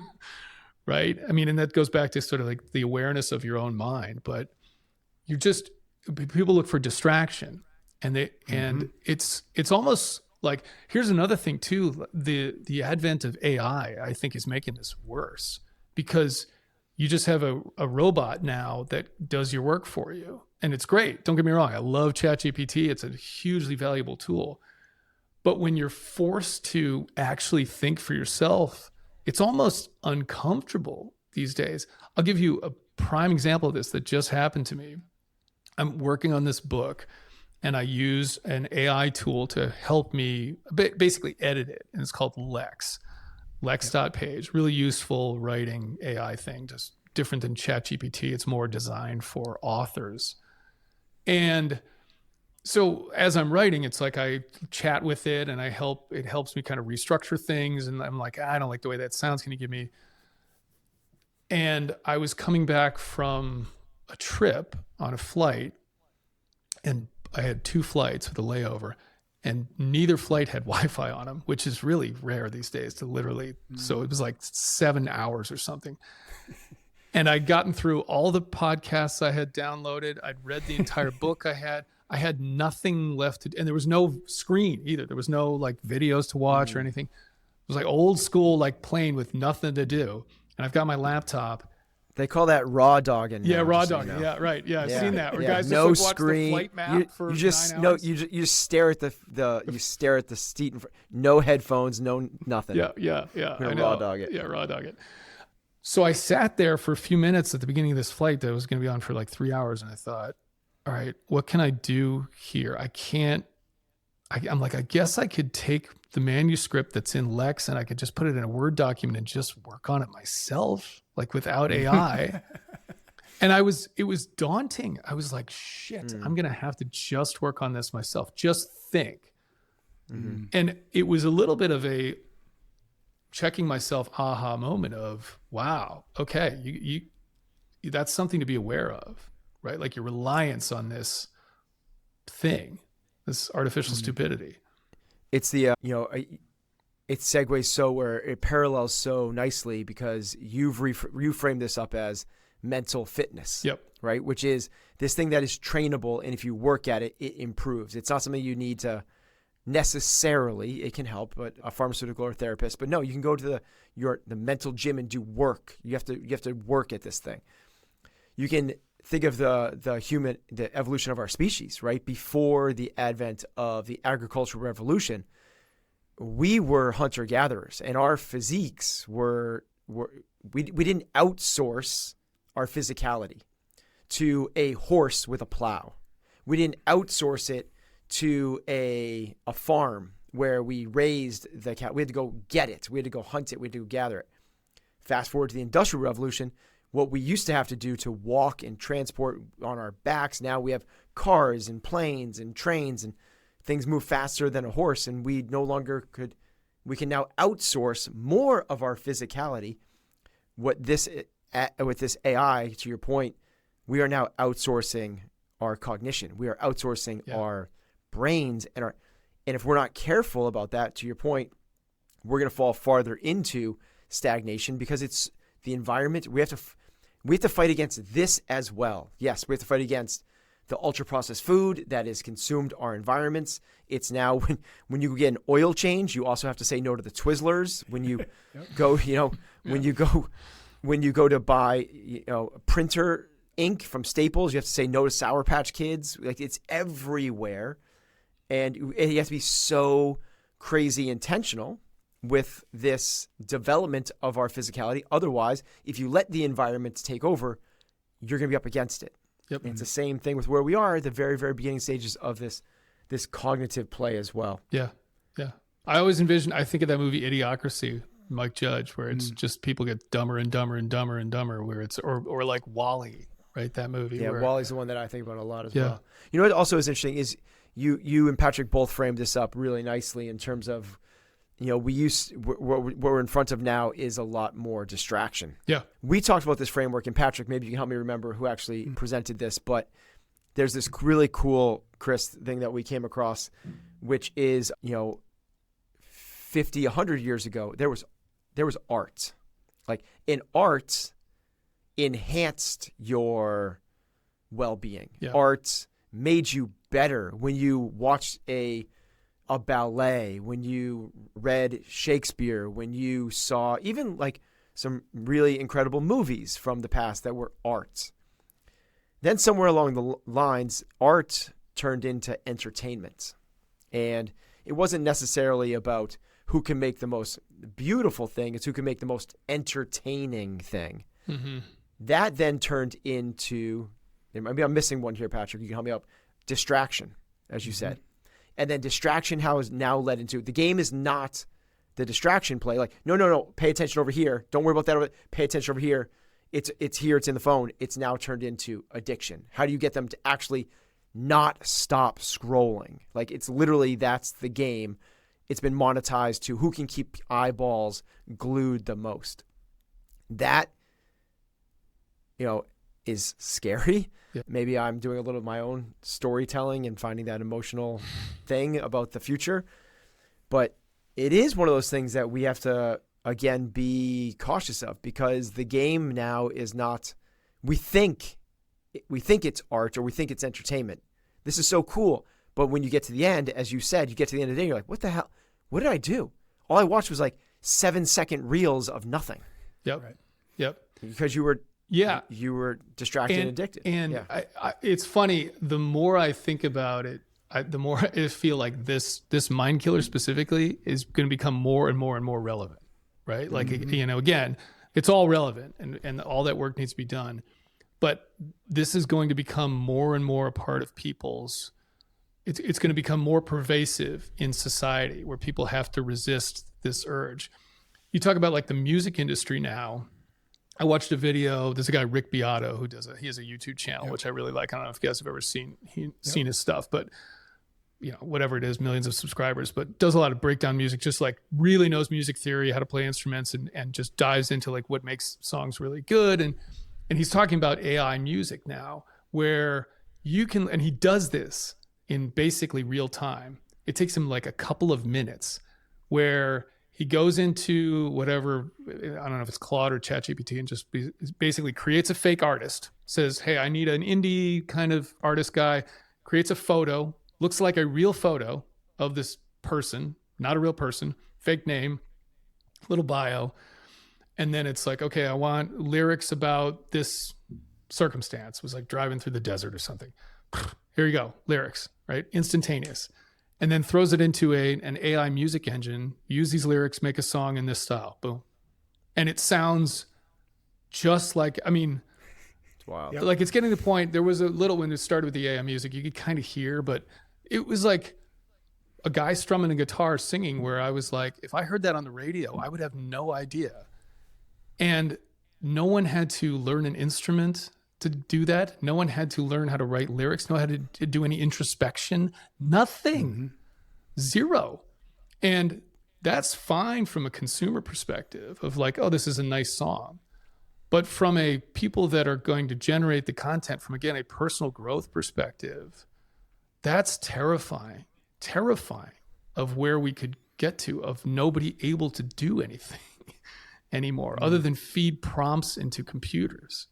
I did a video the other day on social media where I was just showing people how to, I just figured out a guitar solo by ear, because, again, even that's a shortcut, like in a skill. And I'm not saying I don't do it. Of course I do. Like, I'll look at videos on how to, if I want to learn a song, how to play it. But the skill of, I'm just going to listen to this and figure it out note by note, is again, like something I have to force myself to do, but there's a huge benefit to it. It makes me a better musician. I hear things now that I didn't hear before, where I'm like, oh, I know what he's doing there, that kind of thing. So yeah, it's going to become extremely relevant, more and more relevant. I think there's another interesting parallel. There's lots of interesting parallels between the mental fitness and the physical fitness. And I think one of them is, and I think we've seen the physical end of it for, the last 20, 30 years, which is that to get fit, to get fitter is very uncomfortable. And you have to accept that discomfort day after day after day in order to move closer to that fitness. And I think that what we're talking about today, especially what we're just talking about, is to fight against stagnation, to create and not consume, to think when it's easy not to think, is we are now entering into a period where it's going to be just as easy to be physically unfit as it is to be mentally unfit, because it's so easy to, whatever it is, use AI to consume, to jump on your phone, to do whatever. And now more and more and more, we're faced with the discomfort of starting to build the mental fitness, because the world is conspiring to make it really, really easy to just take the easy road one more time and one more time. And the other thing that we didn't even talk about yet is it's more and more just telling you what you already want to hear, right? It's not exposing you to new ideas. It's like, oh, you like this? I'm going to feed you more of that. You like this is what you believe? I'm going to feed you more of that, right? So like we have to do extra work now, to your point, be uncomfortable and think about and entertain ideas that don't coincide with what we already believe or what we already think we know. And that takes extra work now in a way that it didn't before, because you just everyone's in their own echo chamber, right? You're in this knowledge bubble, belief bubble of information. That's just like, I'm safe, right? I'm in this echo chamber and I'm good. And I don't have to listen to anything I don't like. And yeah, it takes more work these days, but you have to do that. It doesn't mean you have to, look, you can still, but entertaining those ideas is really important. Debating people is important. Having an argument, like a civil argument that exposes you to something like, I didn't think of it that way maybe. And being open to those suggestions. Again, that's a curiosity. Like, am I really interested in what this person has to say? Am I really interested in their point of view? That's wonder. That's a sense of awe, right? I like what you said. I think that's a really good clarifier. When you say the word debate, I think most people go, yeah, I'm going to try to win. I'm going to try to get my point across. But like you said about your dad walked around with this crazy sense of curiosity and wonder, and you just said it like, what can I learn from this person? Yeah, right. That I think is such a valuable character trait to go into every situation, every interaction, asking yourself, what can I learn from this? Yes. And it's super valuable. And as you tie all that back together, right? So if you think of that, like that final kind of countermeasure and circling it back on itself. And this is called the countermeasures is the arrow. It's the mental fitness arrow. So if you take the first letter of each one of those, awareness, reframing, regulation, openness, wonder, it spells arrow. And the whole idea is like, this is the direction we want to go. And it's also kind of a weapon. I come from the military. We love acronyms too. So it's like, this is a weapon to fight the mind. You're in a safe place. Yes. Yeah. It's a weapon to fight, to battle the mind killers too. But as that kind of loop closes on itself, that curiosity and the observation from the beginning, that is like, if you're to encapsulate the whole idea, it's curious observation, right? Internally and externally, right? That is like the embodiment of mental fitness is curious observer. There's something interesting in this conversation that I think I'm trying to connect the dots on, which is, and what I'm thinking about is, Ben, you just mentioned most people when they go into a debate, they want to win. And there's one or two other moments in this conversation that I started thinking about, like, oh, okay, so one of the things that we're trapped by is our obsession with outcomes. And I thought about it again with like, you can, in 10 minutes, you can create a fake artist with AI and you've created music. But Chris, what you're saying is like, it's actually process that we need. We're obsessed with outcome. And what we're giving up with that obsession is an appreciation for the process that builds towards the outcome. Yeah. I mean, you guys know this, right? Like that's the whole point of all this stuff is there is no winning. There is no end game. There's no finish line. It's just a day after day after day pursuit. It is a process. And to that end, you have to figure out a way to be in love with the process. You have to be interested in the process. Certainly true with physical fitness. And I mean, that's part of the reason why, like, what you guys do is because it's a way to make it engaging for people. It's a way to make the process fun. Like, they're not all competing. You know, I mean, for the longest time, working out wasn't about competition at all. It was just about, you know, I want to look good and feel good and live longer and that kind of thing. And that ability to be engaged in the process is so important. I always think of Stephen Pressfield, who wrote The War of Art. And in that book, he talks about guys like Eddie Van Halen, who, it's hyperbole, obviously, but actually he talks about, I think, Arnold Schwarzenegger. I may have been injected the Eddie Van Halen, but the point is, like, Arnold Schwarzenegger, if he was the last person on earth, would wake up and go to the gym. Like, he loved bodybuilding, right? And he loved the competition aspect too, but on some level that didn't matter. And Eddie Van Halen, when the lights went out and the show was over, he like still went backstage and just played the guitar because he loved playing guitar, right? That part was great, all the accolades and the fanfare and everything, but he loved playing guitar. And so with these things, with the skills, with all of it, that's this magic, is you gotta love the thing, the process, right? Like, that's the curiosity aspect of it, but that's where you got to find it too. And it can take some work too. You know, I'm big on, you got to have a hobby. You got to have something, again, a skill. You may not have had a hobby in a really long time, so it might take you some work, but there's a lot of hobbies out there. And I know tons of guys that have later in life, I know a bunch of dudes that after the military became like metal workers or woodworkers, guys that make furniture, and like, awesome. That's so, or archery is a big one. Guys become hunters, and that's a skill, you know? I'm taking my first archery lesson in 2 hours. Nice. Try not to kill yourself. Arrow goes this way, Ben. That might be a good segue, because the last thing I wanted to chat with you about, Chris, is actually a bit from the chapter, a couple chapters that you sent us to read, and chapters of the books. You're working on a book about all these mind killers, which I'm really excited about. So I want to talk about personal mission statements. Yeah. I'm going to read a little bit from that chapter, and I'm interested because Ben and I just did an episode on building your vision and your anti-vision. So in other words, like, where are you trying to get to and what are you trying to stay away from or get away from? And part of that conversation, or part of that process, is to have a sense of mission, of purpose, of what you're trying to do here or why you're here. So you write this: but by battling stagnation through the cycle of wonder, you don't just create things, you forge your future self. Dedication to these practices can take you beyond personal improvement and show you who you can become. However, it helps to have a North Star on this journey to give you direction and meaning. So I'd love to just give us some thoughts on the role of a personal mission statement, perhaps how you came to that, and then how it does fit into this puzzle piece of stagnation. Yeah. And by the way, I'd love to hear about anti-vision, or whatever the term was you used there. Yeah, that's really cool. I really want to hear what that is.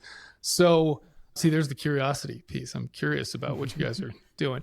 Yeah, I think coming from the military, the idea of a mission is really obvious, right? Like, we have mission statements for commands, for organizations, for teams. And then we have missions that you do, like in the military, and it's really clear, like, this is the objective. This is what we're going to go do, what we're trying to do. And that's translated into business too, where like organizations now, much more so than I think in the past, have a mission statement. It's like, here's what we're all about. And Simon Sinek obviously made this like part of the whole zeitgeist and like kind of transformed things in a way with the whole start with why thing. And he's now adopted this and with personally as well, personal mission statement. But I will say it's something that I had never done, and I'd been exposed to that material. And then I heard Evan Hafer on Joe Rogan probably, and Evan Hafer started the CEO, founder of Black Rifle Coffee. I heard him years ago. And he was talking about how he was kind of like in this place, like get out of the military, sort of lost, directionless, rudderless, and just decided to write a simple mission statement. It was really rudimentary. I mean, almost like childlike in its simplicity of just to transition out of the military and lead a happy and fulfilling life. But it was just something to be like, every day when I wake up, what I'm putting in on the day, is it getting me towards this goal, right? A North Star. And hearing that, I was like, yeah, I need to do that. I think I've never actually sort of reified that. I've never made it concrete. And it actually turned out to be harder than I thought. Now, I actually did it. I was working on this before like even reading Simon Sinek's stuff or anything like that. He has a very specific way to do that. He's also very so it's almost like formulaic. He's also of the mindset of like, that's your why forever. Like it never changes. I'm not sure I ascribe to that. I think we can get too into the weeds on it too. It can be like, I think whatever feels good for you is great. I think it's got to be simple. You should be able to like remember it. And I think it should be tied back to your values. So I always like the drill of just like, start with what matters to you. Where do your values lie? Because the reality is, for a lot of military people like me, where we feel like the military gave us purpose, and when we get out, we no longer have a purpose. That's not accurate. What really happened was the military's values aligned with our own, and that's why we were drawn to it.